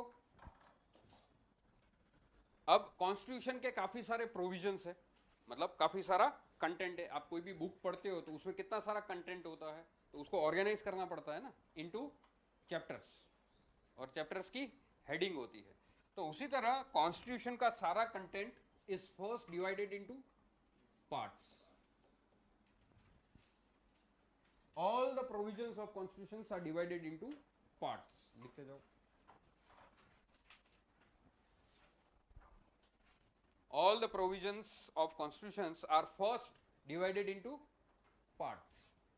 Part 1, Union and Territory. Part 2, Part 3 is Fundamental Rights. Part 4, DPSP. Part 4A, Fundamental Duties. ऐसे अलग अलग पार्ट्स में सारे प्रोविजंस हमने कॉन्स्टिट्यूशन के पार्ट्स में डिवाइड किए. Now each part is divided into articles. जैसे part 1 consist of article 1 to 4. Part 3 is fundamental right, consist from article 12 to 35. So what is part? A part consist of set of articles.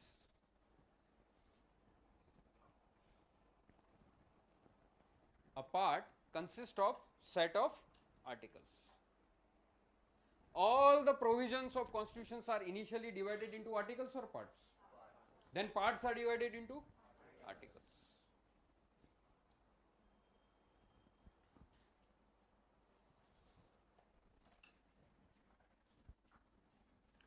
These articles are divided into clauses. जैसे ऐसा ही कोई article ले रहा हूं, and this clauses are divided into sub clause. Hypothetical ले रहा हूं, real example अभी रहने दो. जैसे कोई आर्टिकल अगर 21 है और फिर मैं आर्टिकल 21 कैपिटल ए लिखता हूं, तो ये क्या है, दोनों अलग आर्टिकल हो जाते हैं. लेकिन मैं आर्टिकल 21 लिखता हूं, 21 स्मॉल अल्फाबेट ए लिखता हूं, तो क्या हो गया, ये इसी आर्टिकल का क्लॉज हो जाता है.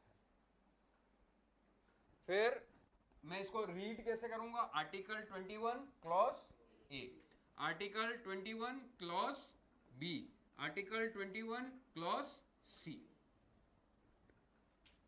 फिर इसके भी सब क्लॉज होते हैं. आर्टिकल 21 क्लॉज ए sub clause 1, sub clause 2, sub clause 3. लेकिन जब मैं कैपिटल लिखता हूं तो ये दोनों सेपरेट आर्टिकल हो जाते हैं. ये इसका पार्ट नहीं है.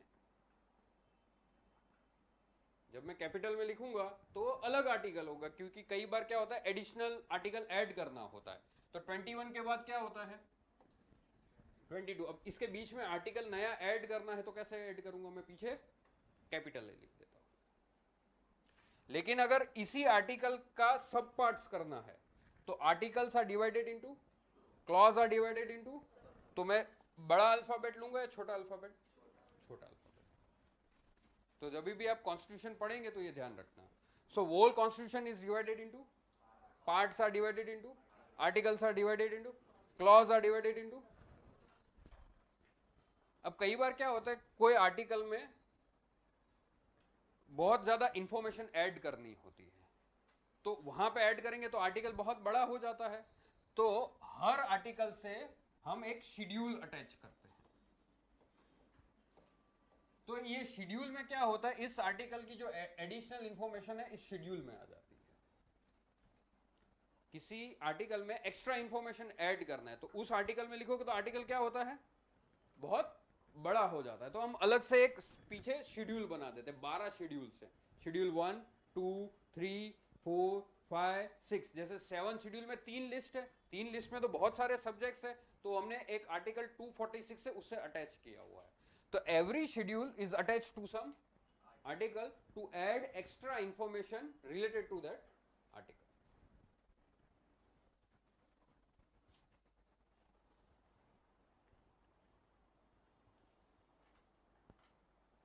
Example, schedule 7 is attach to article 246।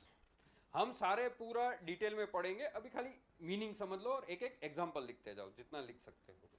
For example, schedule 7 is attach to which article, article 246। Schedule 7 में क्या है, 3 लिस्ट है। अब 3 लिस्ट में कितने सारे सब्जेक्ट थे, तो आर्टिकल 246 में डाल देते तो आर्टिकल तो बहुत बड़ा हो जाता। तो उस आर्टिकल की हमने एक्स्ट्रा इंफॉर्मेशन, आर्टिकल 246 की एक्स्ट्रा इंफॉर्मेशन किस शेड्यूल में डाल दी, 7 शेड्यूल में, और उस शेड्यूल को हमने किससे अटैच कर दिया, आर्टिकल से। So all the provisions of constitution are divided into parts. Then parts means a set of articles. Each article will have clauses and each clause will have subclause. So a set of subclause will constitute a clause. A set of clause will constitute an article. A set of article will constitute part.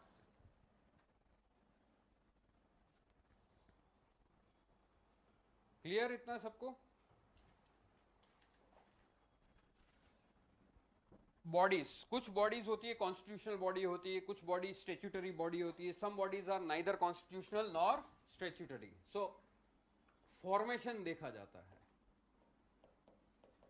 Formation of bodies और how bodies are created.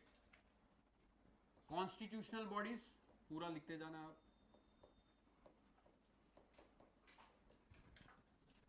Statutory bodies,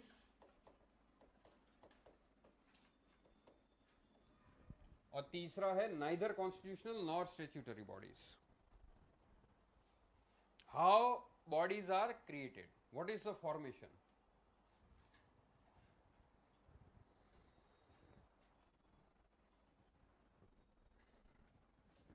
constitution का एक article है 315, it establishes UPSC. So Union Public Service Commission is directly created by Constitution of India. So what will be the status of this body? Constitutional body. लिखते जाओ पूरा। Constitutional bodies means those bodies which are directly created by act or constitution. By act or constitution? Constitution. And constitution. एक article है 324, ये article election commission of India को बनाता है। तो इलेक्शन कमीशन ऑफ इंडिया कैसी बॉडी होगी, constitutional body होगी। एक आर्टिकल है 280, वो फाइनेंस कमीशन को बनाता है। तो फाइनेंस कमीशन का स्टेटस कैसा हो जाता है, कॉन्स्टिट्यूशनल बॉडी। एक आर्टिकल है 148, it establishes the office of CAG, controller and auditor general of India. तो ये सारी बॉडीज कैसी हो गई, because they are directly created by constitution.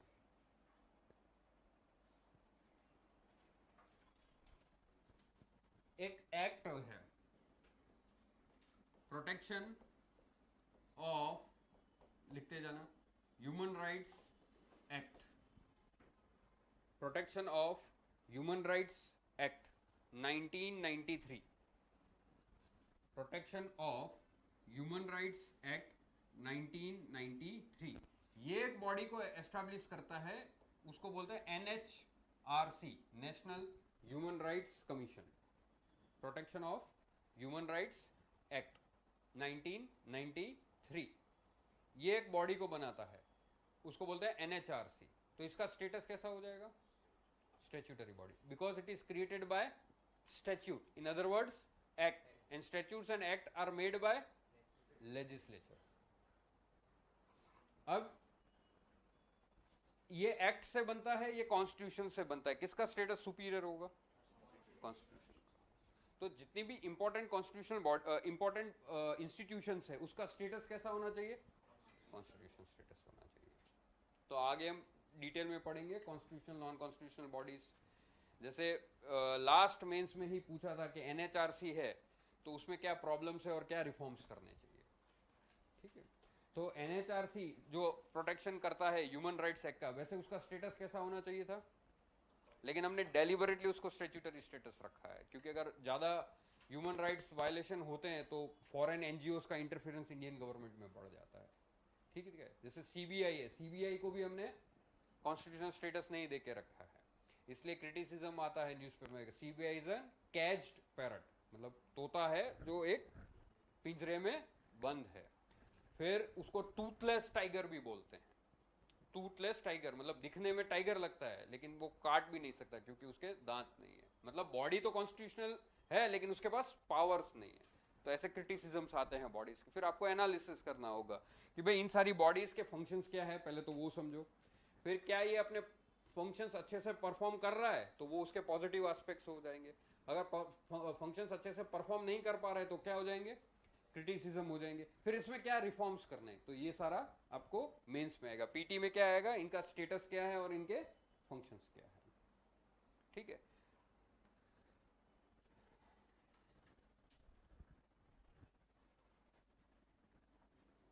Executive होता है अगर वो कोई रिजोल्यूशन पास करता है, उस रिजोल्यूशन की बदौलत अगर कोई बॉडी एग्जिस्टेंस में आती है तो वो बॉडी कैसी हो जाएगी? Neither constitutional nor statutory body. जैसे अभी की नीति आयोग है, it is established bye a resolution of executive, so it will B neither constitutional nor statutory body, neither constitutional nor statutory.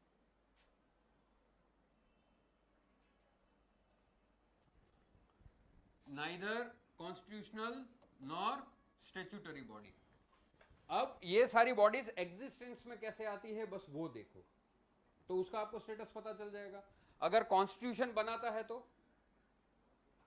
अगर कोई पार्लियामेंट का एक्ट उस बॉडी को बनाता है तो, अगर एग्जीक्यूटिव का रिजोल्यूशन उसको बनाता है तो, क्योंकि ये नाइदर स्टैट्यूटरी है नाइदर कॉन्स्टिट्यूशनल बॉडी है। हाउ बॉडी इज क्रिएटेड, देखो स्टार्टिंग में डिफरेंस लिखवाया था ना, formation of bodies, constitutional body, statutory body और neither constitutional nor statutory bodies. तो कई बार बॉडीज का स्टेटस चेंज भी होता है, जैसे CVC थी, सेंट्रल विजिलेंस कमीशन, पहले क्या थी ये? Neither constitutional nor statutory bodies. अभी इस एक्ट पास किया और इसको कैसा स्टेटस दे दिया गया?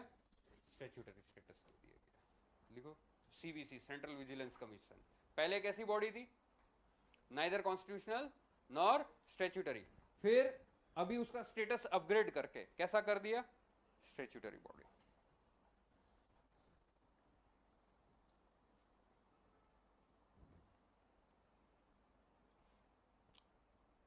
Central vigilance commission, earlier neither statutory nor constitutional body, अभी कैसा स्टेटस है उसका? स्टैट्यूटरी। तो जब आप NHRC का आंसर लिखोगे तो नीचे कंक्लूजन में क्या लिखोगे? It should be given what, which status? Constitutional status. ये रिफॉर्म्स का पार्ट हो जाएगा। उसी तरह से NCBC, national commission for backward class, पहले इसका स्टेटस कैसा था? Statutory body. अभी कैसा हो गया? कॉन्स्टिट्यूशनल। तो now it is enjoying a constitutional status under article 338 capital B, U-A, मतलब under article. NCBC, national commission for backward classes, उसका पहले स्टेटस था स्टैट्यूटरी, अभी उसका स्टेटस हो गया है कॉन्स्टिट्यूशनल। तो कौन सा आर्टिकल इस NCBC को बनाता है? आर्टिकल 338 और कैपिटल बी।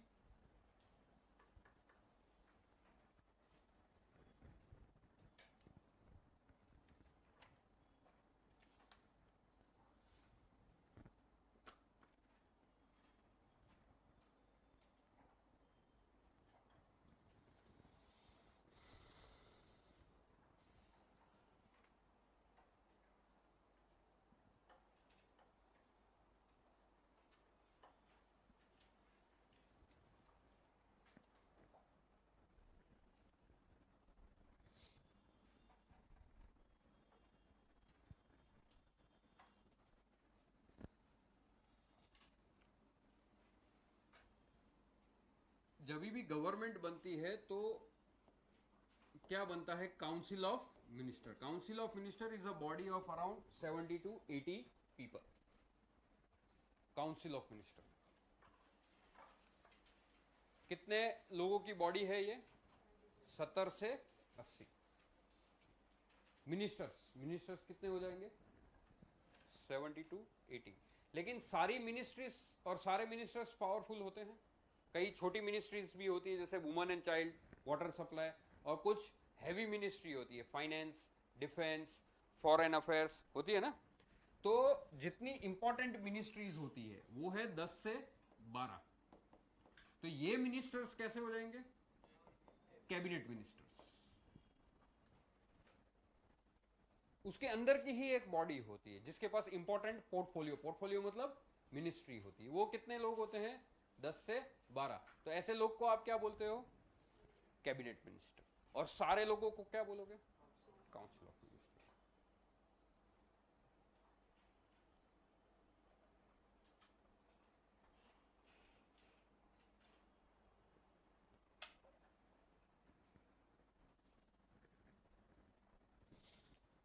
तो जब भी मैं बोलूंगा काउंसिल ऑफ मिनिस्टर मतलब बड़ा सर्कल, कैबिनेट मतलब उसके अंदर ही जिनके पास इंपॉर्टेंट मिनिस्ट्रीज होती है वो क्या हो जाता है? Cabinet. Now constitution has vested power in council of minister. लेकिन क्या हर वीक में एक बार कैबिनेट की मीटिंग होती है? तो क्या हर बार 80 लोग मीट कर सकते हैं? नहीं। तो मीटिंग किसकी होगी? कैबिनेट की। तो डिसीजन कौन लेता है? कैबिनेट। लेकिन पावर किसके पास है? Council. So power is vested in but exercised by cabinet. लिखो, पूरा लिखो। Power is vested in COM but exercised by cabinet.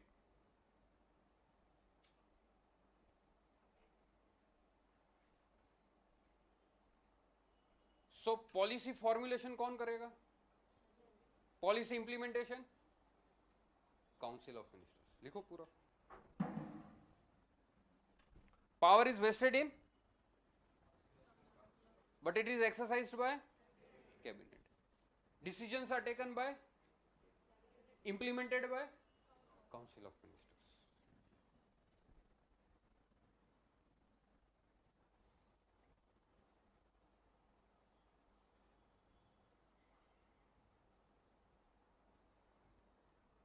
इनका लीडर कौन होता है? PM headed by council of minister, ऐसे जनरली बोला जाता है। तो रियल हेड कौन है इंडिया में? PM and council of minister. उसमें से भी रियल पावर किसके पास है? कैबिनेट के पास। Nominal head all executive power is vested in the office of, but it is exercised on the aid and advice of, headed by council of minister. But in practice it is exercised by PM headed by cabinet. Yes, yes, yes.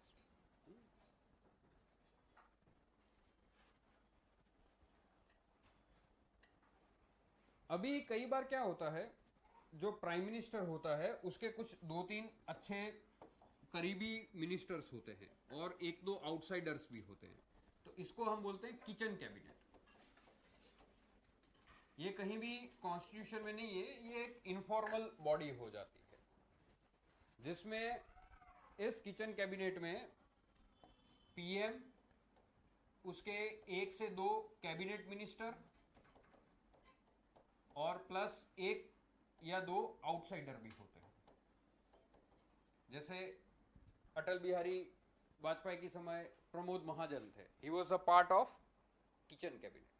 मतलब cabinet के अंदर ही एक body होती है, उसको आप क्या बोलोगे, जिसमें पीएम, उसके खास एक दो कैबिनेट के मंत्री और कई बार एक या दो पर्सन आउटसाइडर भी होते हैं.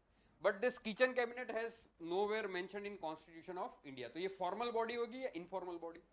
इनफॉर्मल. कैबिनेट फॉर्मल बॉडी होगी या informal? Council of minister formal body हो जाएगी या इनफॉर्मल? फॉर्मल.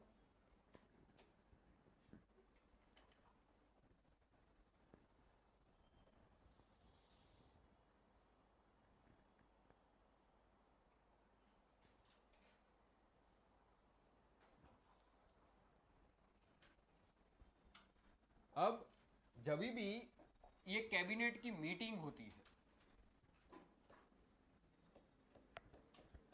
तो इसको सेक्रेटरियल असिस्टेंस कौन प्रोवाइड करता है? मतलब जब इसकी मीटिंग होगी तो मीटिंग का एजेंडा क्या होगा, जब मीटिंग होगी तो ये मीटिंग में क्या हुआ उसका फॉर्मल नोटिंग करना, इसके लिए इसको एक सेक्रेटरी असिस्ट किया जाता है. इसको बोलते हैं कैबिनेट सेक्रेटरी. इसको क्या बोलते हैं? Cabinet secretary. ये हर आईएएस की ड्रीम पोजीशन होती है. इंडिया का जो सबसे सीनियर आईएएस ऑफिसर होता है वही सिर्फ एक कैबिनेट सेक्रेटरी बन पाता है. He is the father figure for all India service of all the civil servants in India. Cabinet secretary, this is the most powerful position of for an IAS, cabinet secretary. Because सारा का सारा power कहां पे है और इसको कौन assist कर रहा है? Cabinet secretary. तो सेंट्रल लेवल पे सबसे बड़ी पोस्ट कौन सी है आईएएस के लिए? लेकिन स्टेट लेवल पे चीफ सेक्रेटरी होता है. वो किसको असिस्ट करता है? चीफ मिनिस्टर को. तो पूरे स्टेट ब्यूरोक्रेसी का हेड होता है चीफ सेक्रेटरी. तो ये हो जाता है सेंटर में, और स्टेट में क्या हो जाता है? स्टेट लेवल पे चीफ सेक्रेटरी. तो जो 21 या 25 की एज में आईएएस का एग्जाम निकालते हैं वही ये सारी पोस्ट पे जा पाते हैं, क्योंकि ये पोस्ट पे जाने के लिए एटलीस्ट आपको 35 इयर्स और 40 इयर्स की सर्विस चाहिए होती है. तो cabinet secretary is a position at state level और central level, and chief secretary state level.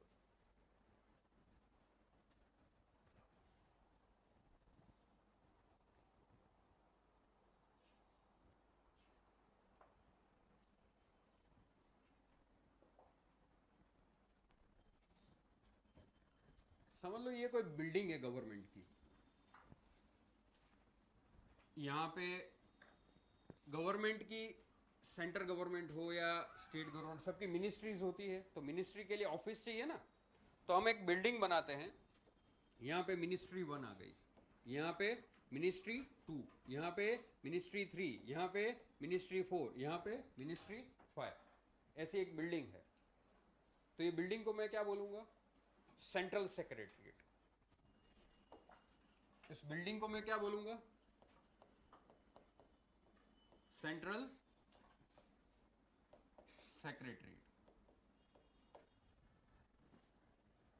फिर काम बढ़ता है तो मिनिस्ट्रीज भी बढ़ती है, लेकिन अभी इस बिल्डिंग में तो जगह है नहीं, तो गवर्नमेंट क्या करती है, नजदीक में कोई बिल्डिंग ले ली, यहाँ पे मिनिस्ट्री 6 आ गई, फिर और एक बिल्डिंग ले ली, इसको मिनिस्ट्री 7 बोलेंगे, फिर और एक बिल्डिंग ले ली, इसको मिनिस्ट्री 8 बोलेंगे. Now all this are collectively called as central secretary.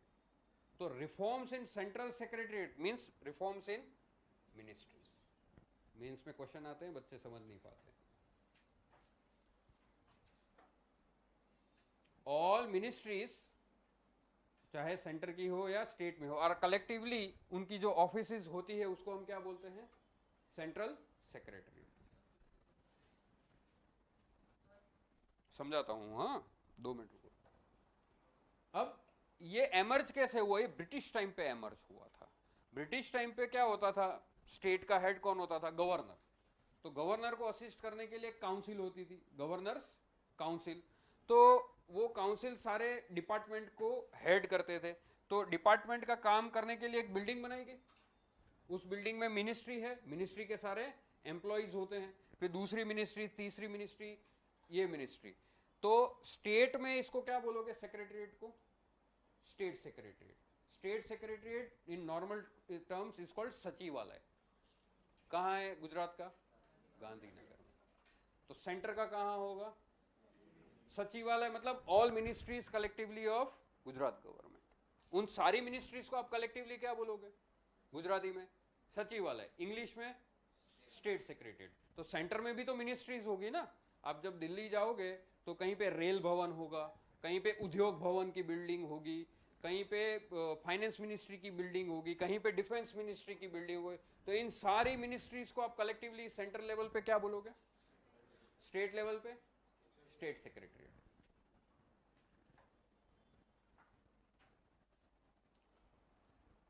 अब स्टेट सेक्रेटरीट में किसी भी मिनिस्ट्री का हेड कौन होता है,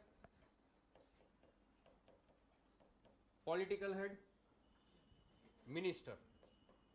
किसी भी मिनिस्ट्री का हेड कौन होगा, पॉलिटिकल हेड. एग्जीक्यूटिव कितने टाइप के होते हैं, 2, पॉलिटिकल और परमानेंट. तो ये पॉलिटिकल एग्जीक्यूटिव हो गया, इसके नीचे कौन होगा, परमानेंट एग्जीक्यूटिव. सेक्रेटरी, पूरी मिनिस्ट्री का एडमिनिस्ट्रेटिव पॉलिटिकल हेड कौन है, मिनिस्टर. Administrative head secretary. फिर सेक्रेटरी के नीचे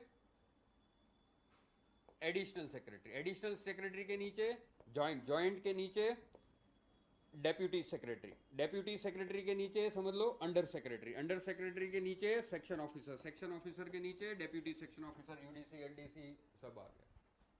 तो जब आप जीपीएससी दे के क्लास 1 क्लास 2 ये डेप्यूटी सेक्शन ऑफिसर का एग्जाम देते हो, तो मतलब किसका एग्जाम दे रहे हो आप, स्टेट सेक्रेटरीट में काम करने के लिए जा रहे हो. तो जी एक एसएससी की है ना, स्टाफ सिलेक्शन कमीशन की सर्विस है, सीएसएस, सेंट्रल सेक्रेटरीट सर्विस. अभी समझ में आया. तो जब सेंट्रल सेक्रेटरीट सर्विस मिलती है तो आप कहां पे जाते हो, सेक्शन ऑफिस. इसलिए उस सर्विस का नाम क्या है, CSS, सेंट्रल सेक्रेटरीट सर्विस. फिर आपका ट्रांसफर क्या होगा, एक सेक्शन ऑफिसर से दूसरे, मतलब एक मिनिस्ट्री से दूसरी मिनिस्ट्री. लेकिन रहते आप गांधीनगर में ही. क्यों, या दिल्ली में, क्योंकि सारे सेक्रेटरीट कहां पे है, उनके कैपिटल पे होता है. ये बिल्डिंग बनाओ, अच्छे से ड्रॉ करो. किसने बिल्डिंग नहीं बनाया अभी तक, बनाओ सब लोग. आजू बाजू दूसरी बिल्डिंग भी खरीदो और बनाओ.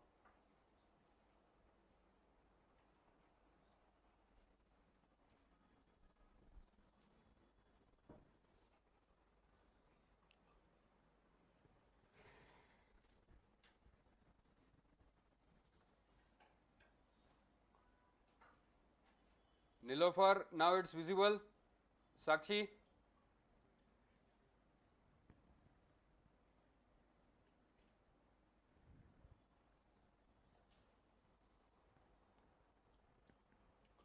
All the ministries of a government, of the central government, will be collectively called as.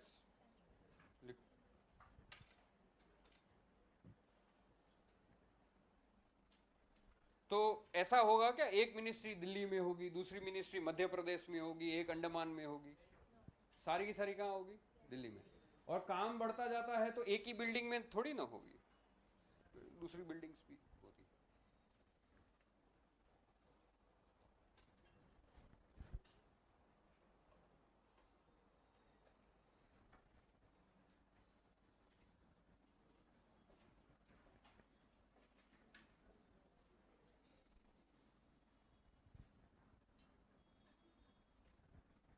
अब ये सेंट्रल सेक्रेटरीट को असिस्ट करने के लिए कोई सेक्रेटरी नहीं होता है, तो सेंट्रल सेक्रेटरी ऐसी कोई पोजीशन नहीं है, तो आप मत बनाना, ठीक है।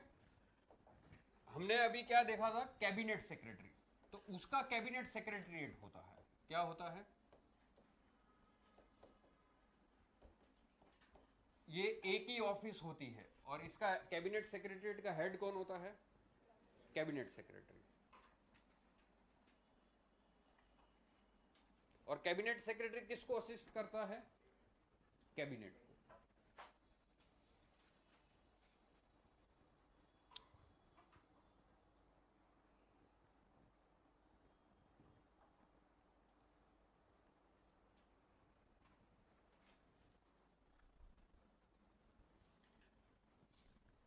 स्टेट में सीएमओ होता है, सेंटर में पीएमओ होता है, उनकी भी एक ऑफिस होती है, उसको जनरली असिस्ट करने के लिए प्रिंसिपल सेक्रेटरी कहा जाता है।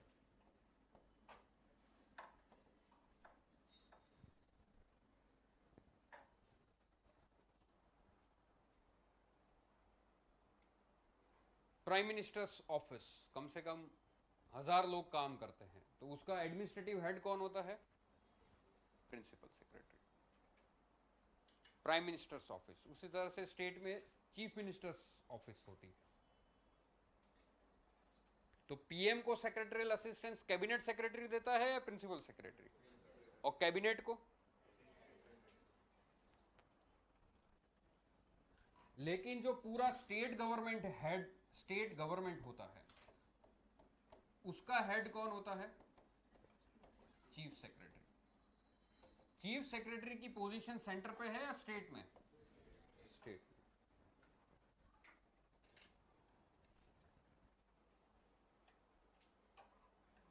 Chief secretary versus cabinet secretary, mains में ये एक इशू है।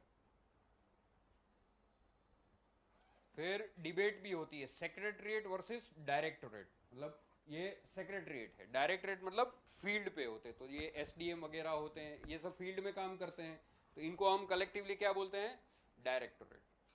तो कभी भी कोई पॉलिसी सक्सेस नहीं होती है, तो डायरेक्टोरेट वाले किसको गाली देंगे, सेक्रेटरीट वालों को, आपने पॉलिसी फॉर्मुलेशन अच्छे से नहीं किया। ये लोग किसको गाली देंगे, डायरेक्टोरेट वालों को, कि आप अच्छे से इंप्लीमेंट नहीं कर रहे, तो ऐसे झगड़े होते रहते हैं, सेक्रेटरीट वर्सेस डायरेक्टोरेट।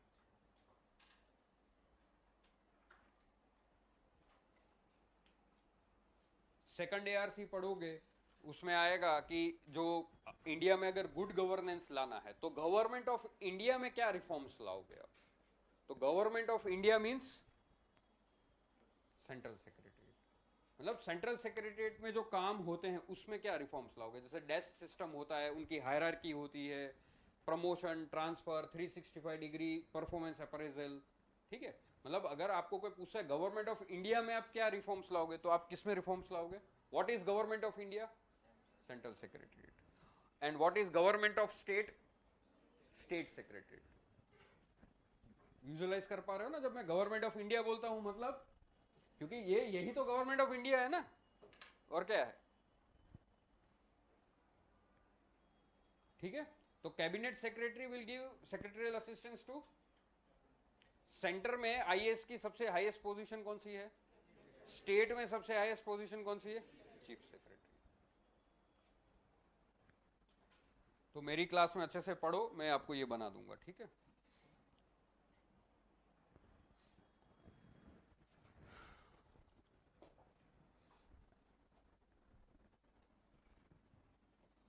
एक होता है पुलिस स्टेट, और एक होता है वेलफेयर स्टेट। इंडिया क्या है, वेलफेयर स्टेट का मीनिंग क्या होता है,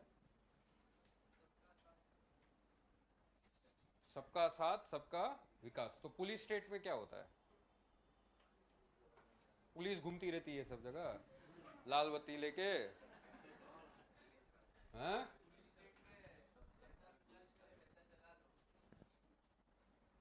ये कहाँ कौन सी डिक्शनरी में पढ़ा था ये? इंडिया क्या है? Welfare state. तो एक होते हैं फंडामेंटल राइट्स, एक होते हैं DPSP, directive principles of state policy, एक है फंडामेंटल ड्यूटीज। तो ये जो डीपीएसपी है, directive principles of state policy, PT में क्वेश्चन आता है, 4 ऑप्शन होते हैं, कौन में से इंडिया को वेलफेयर स्टेट बनाता है? तो वेलफेयर स्टेट का ऑपोजिट क्या है? तो वेलफेयर स्टेट समझने के लिए पुलिस स्टेट हमको समझना पड़ता है, इसलिए हम ये पढ़ रहे हैं। तो दो चीज होती है, एक होता है रिवेन्यू कलेक्शन और होता है लॉ एंड ऑर्डर मेंटेन करना, और दूसरा होता है डेवलपमेंटल एक्टिविटीज, एजुकेशन प्रोवाइड करना, पानी प्रोवाइड करना, हेल्थ प्रोवाइड करना, बेसिक फूड प्रोवाइड करना। तो जो पुलिस स्टेट होते हैं ना, वो सिर्फ क्या करते हैं? रिवेन्यू कलेक्शन करते हैं, और सोसाइटी में सिर्फ लॉ एंड ऑर्डर मेंटेन करेंगे। डेवलपमेंटल एक्टिविटीज करते हैं, लेकिन उनका प्राइमरी एम नहीं होता है। प्राइमरी एम क्या होता है? ये। तो डेवलपमेंटल एक्टिविटीज तो करते हैं, लेकिन ये क्या होता है? सेकेंडरी। तो जितनी भी मोनार्कियल सिस्टम होता था मुगल के टाइम पे, अशोक के टाइम पे, वो सारे कैसे हो जाएंगे? Police state. क्योंकि उनका मेन एम क्या होता है? सोसाइटी में लोगों को सिक्योरिटी प्रोवाइड करना, ना कि डेवलपमेंट। राजा अच्छा है तो डेवलपमेंट करेगा, बट वो प्राइमरी एम है या सेकेंडरी एम है? सेकेंडरी।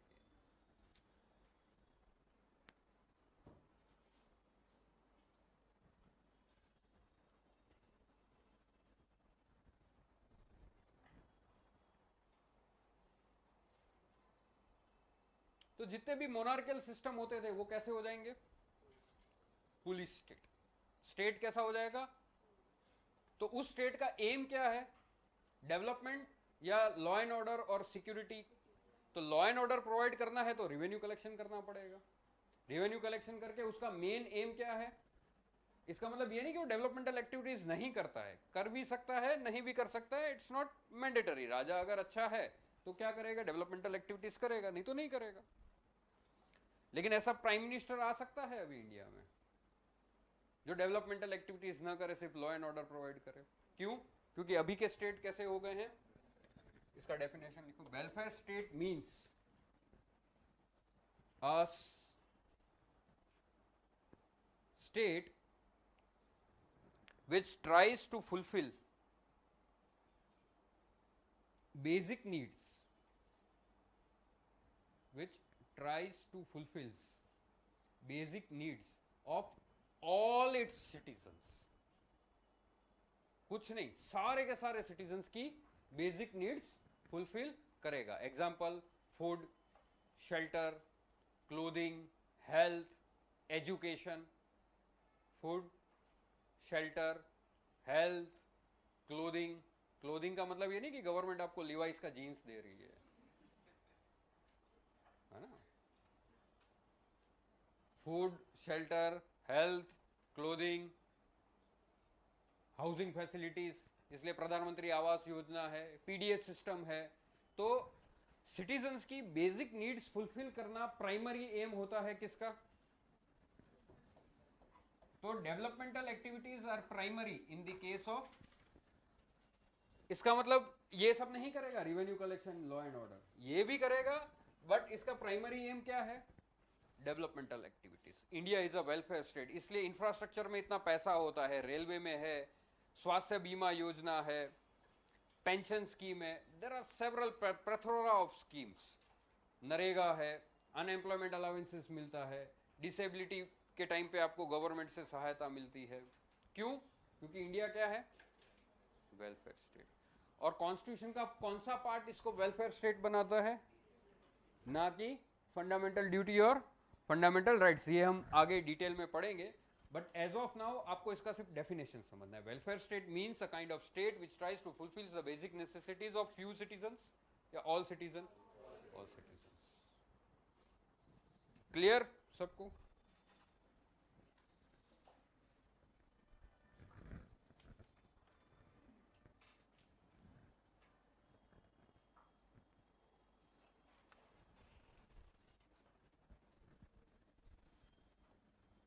एक होता है स्लेव, दूसरा होता है सब्जेक्ट्स, और तीसरा होता है सिटीजन्स। आप लोग स्लेव्स हो, सब्जेक्ट्स हो या सिटीजन्स हो? क्यों? तो इनमें डिफरेंस क्या होता है स्लेव, सब्जेक्ट्स और सिटीजन्स में?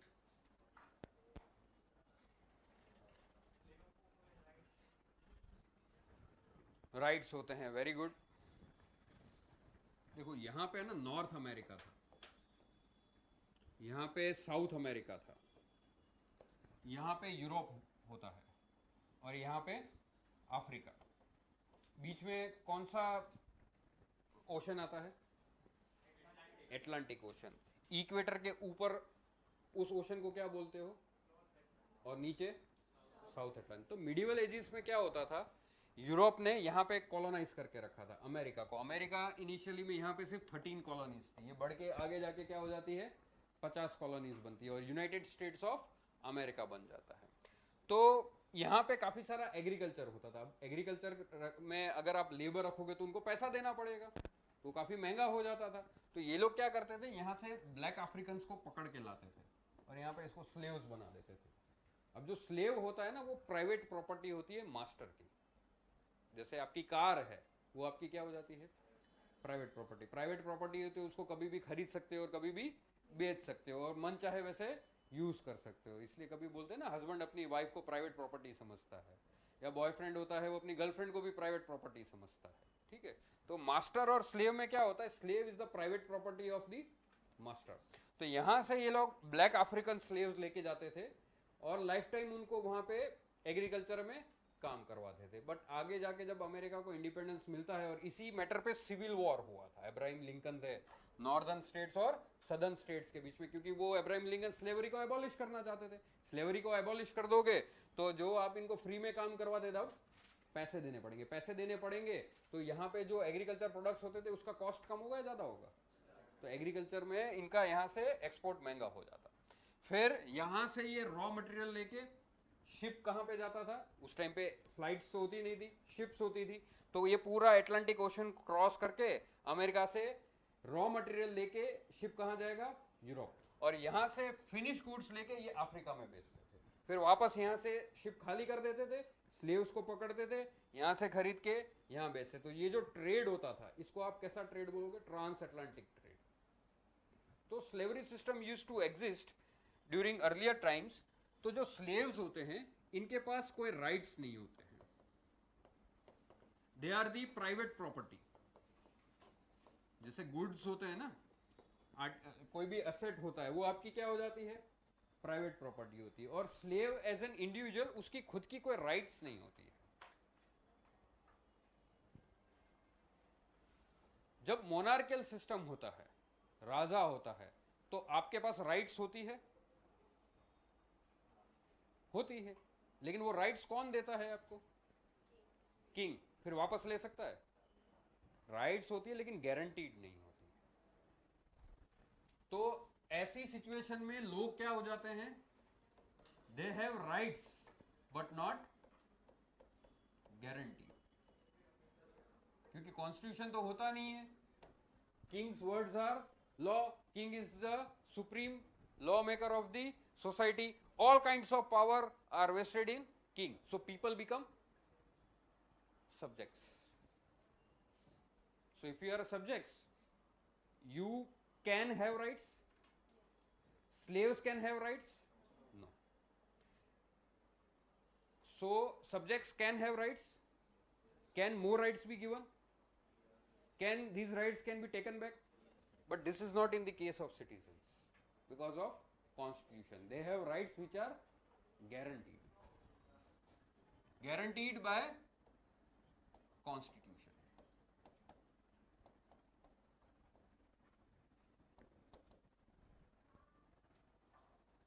तो ये जनरली कहां पे पॉसिबल हो पाता है? डेमोक्रेसी में। इससे डेमोक्रेसी में जो लोग होते हैं वो, उसको हम क्या बोलते हैं? सिटीजन्स।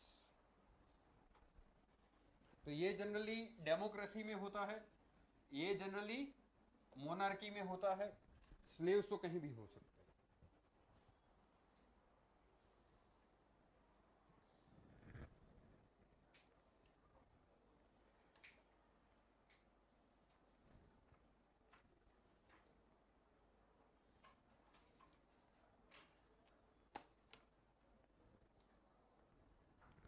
अभी एक लास्ट और सबसे इंपॉर्टेंट बेसिक कंसेप्ट है, हेडिंग लिखो जुडिशियल रिव्यू। जुडिशियल रिव्यू,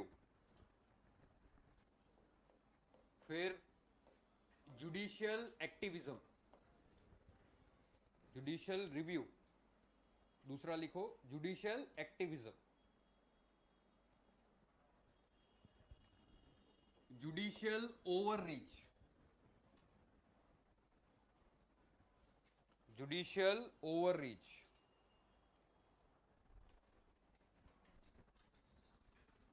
और फिर है judicial restraint. Judicial restraint, reach, OVERREACH। Judicial review, judicial activism, judicial overreach और जुडिशियल रेस्ट्रेंट।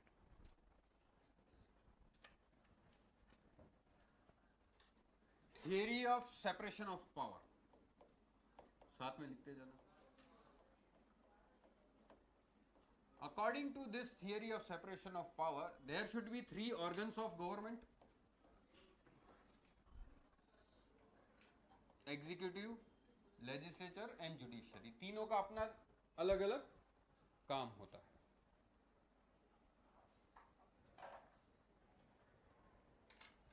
लॉ को इंटरप्रेट करने का काम किसका है? जुडिशरी। लॉ बनाता कौन है? तो लेजिस्लेचर अगर कोई कानून बनाता है तो कानून कॉन्स्टिट्यूशन के हिसाब से है कि नहीं, उसका रिव्यू करना पड़ेगा। अगर वो कॉन्स्टिट्यूशन के खिलाफ कानून बनाएगा तो ये रिव्यू कौन करता है? जुडिशरी। अगर एग्जीक्यूटिव लॉ को इंप्लीमेंट कर रहा है, उसको अकॉर्डिंग टू कॉन्स्टिट्यूशन इंप्लीमेंट कर रहा है कि नहीं कर रहा है, इसका रिव्यू करने का पावर किसके पास है? So when actions means executing the law will be the action of executive, making the law will be the action of, so when actions of legislature and judiciary are reviewed by judiciary, this power of judiciary is called the power of judicial review।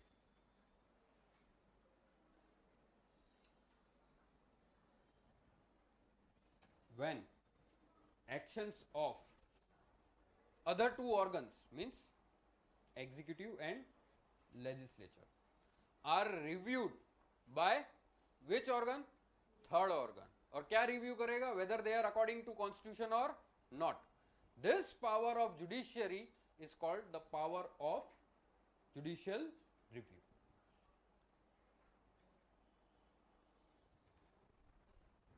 तो इनके जो actions हैं, इन actions का जब review होता है, review में क्या रिव्यू करेंगे? Whether they are according to constitution और नॉट।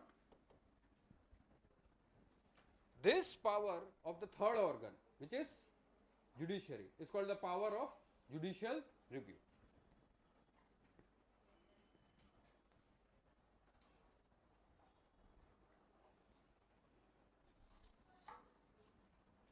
अभी हम एकदम सिंपल डेफिनेशन पढ़ेंगे, फिर आगे ये पूरा इसमें आंसर्स आते हैं मेंस पे। पूरा जुडिशियल रिव्यू का पावर क्या है?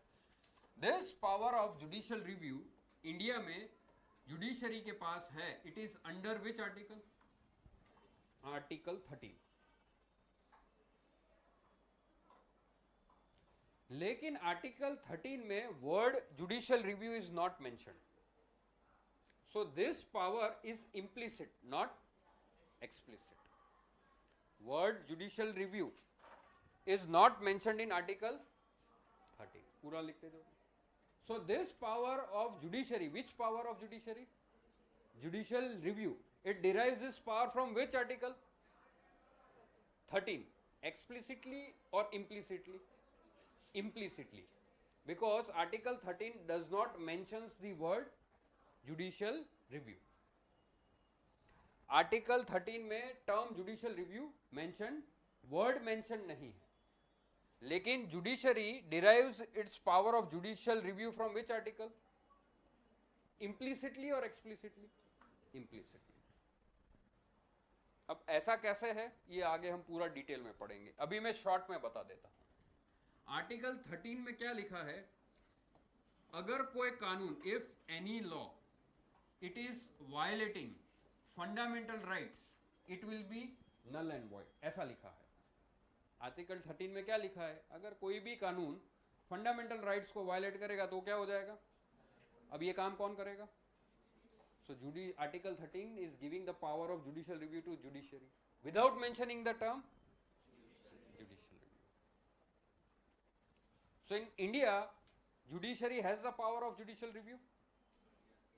It is given by constitution, implicitly or explicitly?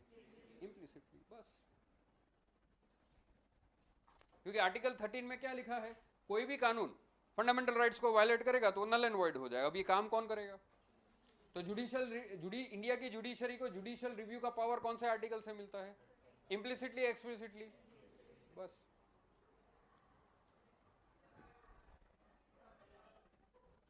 Clear इतना सबको? तो ये जुडिशरी है, ये एग्जीक्यूटिव है और ये लेजिस्लेचर है। तो जुडिशरी जब अपना काम करता है, जुडिशियल रिव्यू, तो उस पावर को आप क्या बोलते हो? Judicial review. Judicial review is the power of judiciary through which it reviews the actions of and whether it is according to constitution और नॉट।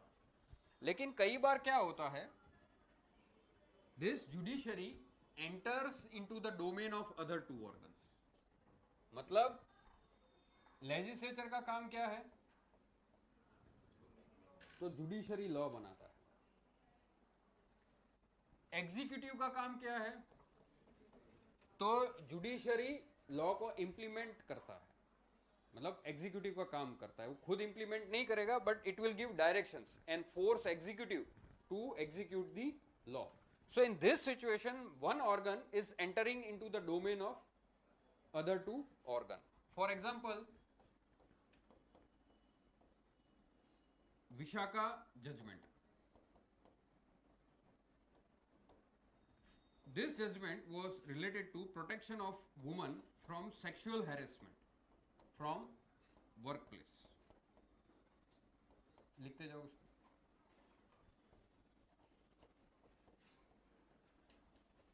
दस मिनट और बैठो, थोड़ा ये मैं खत्म कर देता हूँ। अब क्या हो रहा था? इंडस्ट्रियलाइजेशन बढ़ रहा था। इंडस्ट्रियलाइजेशन बढ़ रहा था, more and more womens were getting education, because of education they were coming to work place. Now on work place womens के साथ सेक्सुअल हैरेसमेंट होता था, तो ऐसा उनको प्रोटेक्ट करने के लिए कानून बनाने का काम किसका है? But legislature was not making law. So supreme court in Vishaka judgment provided certain directions or made certain laws for protecting the woman from sexual harassment at workplace. So through this judgment, judiciary made law. Now law making is the work of, but here who is doing? Judiciary.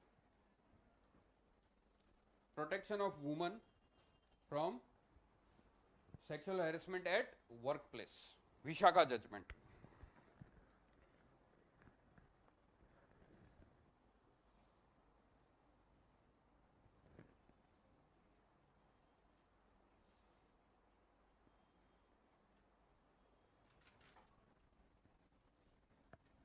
Taj Mahal कहां पे है? Taj Mahal Mathura case. अब मथुरा में क्या था? आजू बाजू काफी सारी ऑयल रिफाइनरीज थी, वहां से स्मोक एमिट होता था। तो जब भी आप आगे एनवायरमेंट में पढ़ोगे, स्मोक एमिट होता है तो उसमें नाइट्रस ऑक्साइड होता है, तो वो जब पानी के साथ मिल जाता है तो वो एसिड रेन की तरफ नीचे आता है और मार्बल को खराब कर देता है। अभी ताजमहल पूरा मार्बल का बना था, आजू बाजू पूरा ऑयल रिफाइनरीज थी, स्मोक एमिट हो रहा था और कंटिन्यूसली हमारा जो नेशनल मॉन्यूमेंट था वो खराब होता जा रहा था। अभी तो वापस कोई राजा आएगा नहीं कि दूसरा ताजमहल बना देगा, तो उसको हमको प्रोटेक्ट करना चाहिए। अब ताजमहल को प्रोटेक्ट करने का काम किसका था? वो कर नहीं रहा था। सुप्रीम कोर्ट ने डायरेक्शंस देके सारी रिफाइनरीज बंद करवा दी। ताजमहल मथुरा केस। उसी तरह दिल्ली में पेट्रोल व्हीकल्स की वजह से पब्लिक ट्रांसपोर्ट में डीजल और पेट्रोल व्हीकल्स का इस्तेमाल हो रहा था, पॉल्यूशन ज्यादा हो रहा था। सिटीजन्स की हेल्थ अफेक्ट हो रही थी, एग्जीक्यूटिव काम नहीं कर रहा था, सुप्रीम कोर्ट में किसी ने पीएल डाला, सुप्रीम कोर्ट ने जजमेंट दिया और दिल्ली में सीएनजी मैंडेटरी कर दिया, CNG Delhi case. So here judiciary is entering into the domain of which organ? Now these judgments are examples of judicial activism.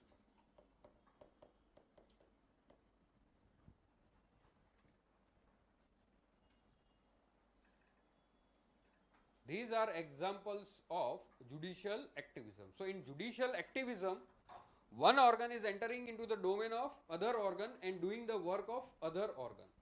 Now here judiciary is entering into the domain of other organ by choice or by compulsion? हाँ, it is because of compulsion. दूसरा organ defunct है ना, तो it's by compulsion.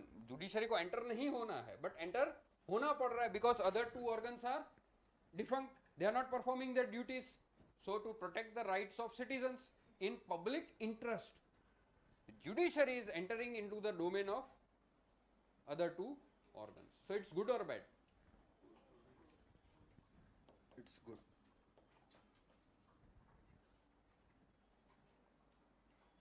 Now if one organ is entering into the other organ, theory of separation of power is violated? Yes, but still it is good.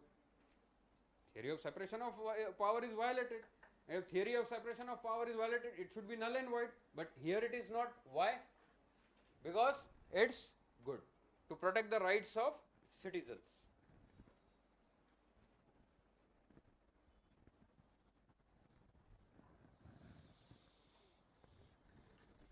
लेकिन कई बार क्या होता है, कुछ ओवर एंथुसियास्टिक जज आ जाते हैं, तो it goes more deeper into the domain of the other organ. जैसे एक जजमेंट आया सुप्रीम कोर्ट का कि national anthem case,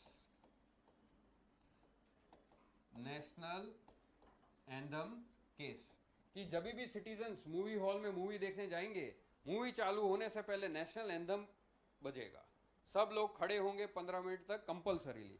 now this was necessary? क्या ऐसी कोई सिचुएशन आ गई थी कि अगर ऐसा जजमेंट नहीं देते तो सिटीजन्स की राइट्स वायलेट हो रही थी compare to Vishakha judgment? So it is, was it by choice और by compulsion? Choice.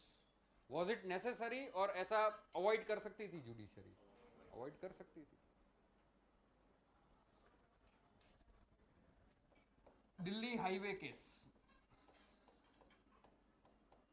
Delhi Agra highway case, यहां पे लिकर बैन कर दिया कि दिल्ली से आगरा की तरफ एक हाईवे जा रहा था, तो उस हाईवे के आजू बाजू शराब की बिक्री होती थी, तो लोग क्या है शराब पी के काफी एक्सीडेंट हो रहे थे. तो सुप्रीम कोर्ट ने क्या कर दिया, तुरंत एक जजमेंट दे दिया कि इस हाईवे पे लिकर बैन कर दो, इसके 500 मीटर के आजू बाजू तुरंत बैन कर दिया. लेकिन जो वहां पे रिटेल स्टोर्स चला रहे थे उनका एम्प्लॉयमेंट का क्या? आपने प्रॉपर सर्वे किया कि एक्सीडेंट्स लिकर की वजह से ही हो रहे थे या ओवर स्पीडिंग की वजह से हो रहे थे? और ये काम किसका था? एग्जीक्यूटिव का था. डिसीजन अच्छा था बट आर्बिट्री था, अनप्लान्ड था, पहले से कोई सर्वे करके नहीं किया था. So these are examples of judicial overreach.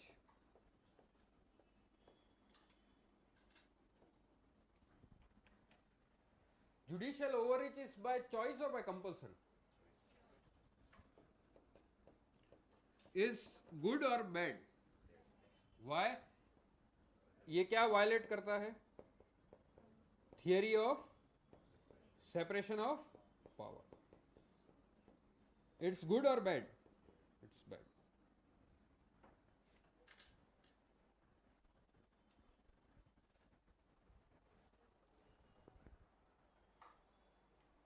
बस अगले 3 मिनट बाद क्लास खत्म.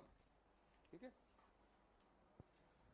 तो जुडिशरी अगर अपना ट्रेडिशनल काम करता है तो इसको क्या बोलते हैं? Judicial review. In judicial review does judiciary is entering into domain of other organs? No. जब दूसरे दो ऑर्गन डिफंक्ट है और जब जुडिशरी को उनके काम में इंटरफियर करना पड़ता है तो उसको आप क्या बोलते हो? अब दूसरे दो ऑर्गन्स डिफंक्ट है, सिटीजन्स की राइट्स भी वायलेट हो रही है, सिटीजन्स की राइट्स को प्रोटेक्ट करने के लिए अगर जुडिशरी इनके डोमेन में जा रहा है तो इट्स गुड और बैड? और यहाँ पे कंपल्सन है या बाय चॉइस? क्योंकि जुडिशरी के पास कोई चॉइस नहीं है, सिटीजन्स उनके पास पीएल के थ्रू आ रहे हैं।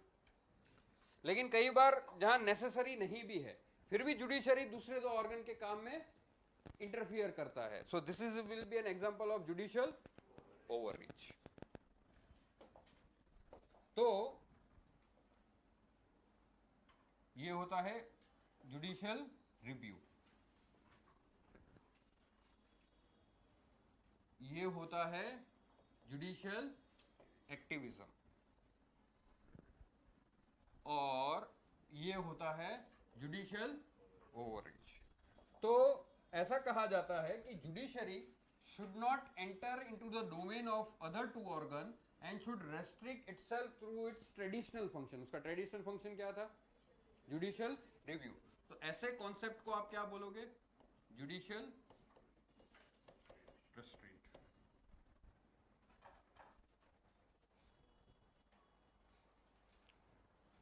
जुडिशरी का ट्रेडिशनल फंक्शन क्या है? Judicial review. हर कंट्री में जहां भी कॉन्स्टिट्यूशन होगा तो जुडिशरी का कॉन्स्टिट्यूशनली मैंडेटेड फंक्शन क्या है? रिव्यू। अगर दूसरे दो ऑर्गन डिफंक्ट हो गए और उनके काम में बाय कंपल्सन जुडिशरी को इंटरफियर करना है तो उसको आप क्या बोलोगे? तो यहां तक तो चलता है, लेकिन कई सारे ओवर एंथुसिस्ट जज आ जाते हैं, बिना जरूरत पड़े दूसरे दो ऑर्गन के काम में इंटरफियर करेंगे तो उसको क्या बोलते हैं? तो जुडिशरी को अपने ट्रेडिशनल लिमिट्स में हद तक रहना चाहिए ना। तो ऐसा कॉन्सेप्ट जो जुडिशरी को ये कहता है कि भाई आप अपने है ना ट्रेडिशनल फंक्शन तक ही अपने आप को सीमित रखो, ये कंसेप्ट को आप क्या बोलोगे? Judicial restaurant.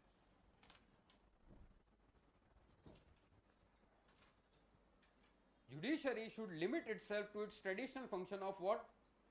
Judicial review. Judiciary should not step into the functions of other two organ. क्या बोलेंगे? Judicial restraint, judicial review, judicial activism, judicial overreach and judicial restraint. Clear सबको? We'll end class here. Thank you. Have a nice day.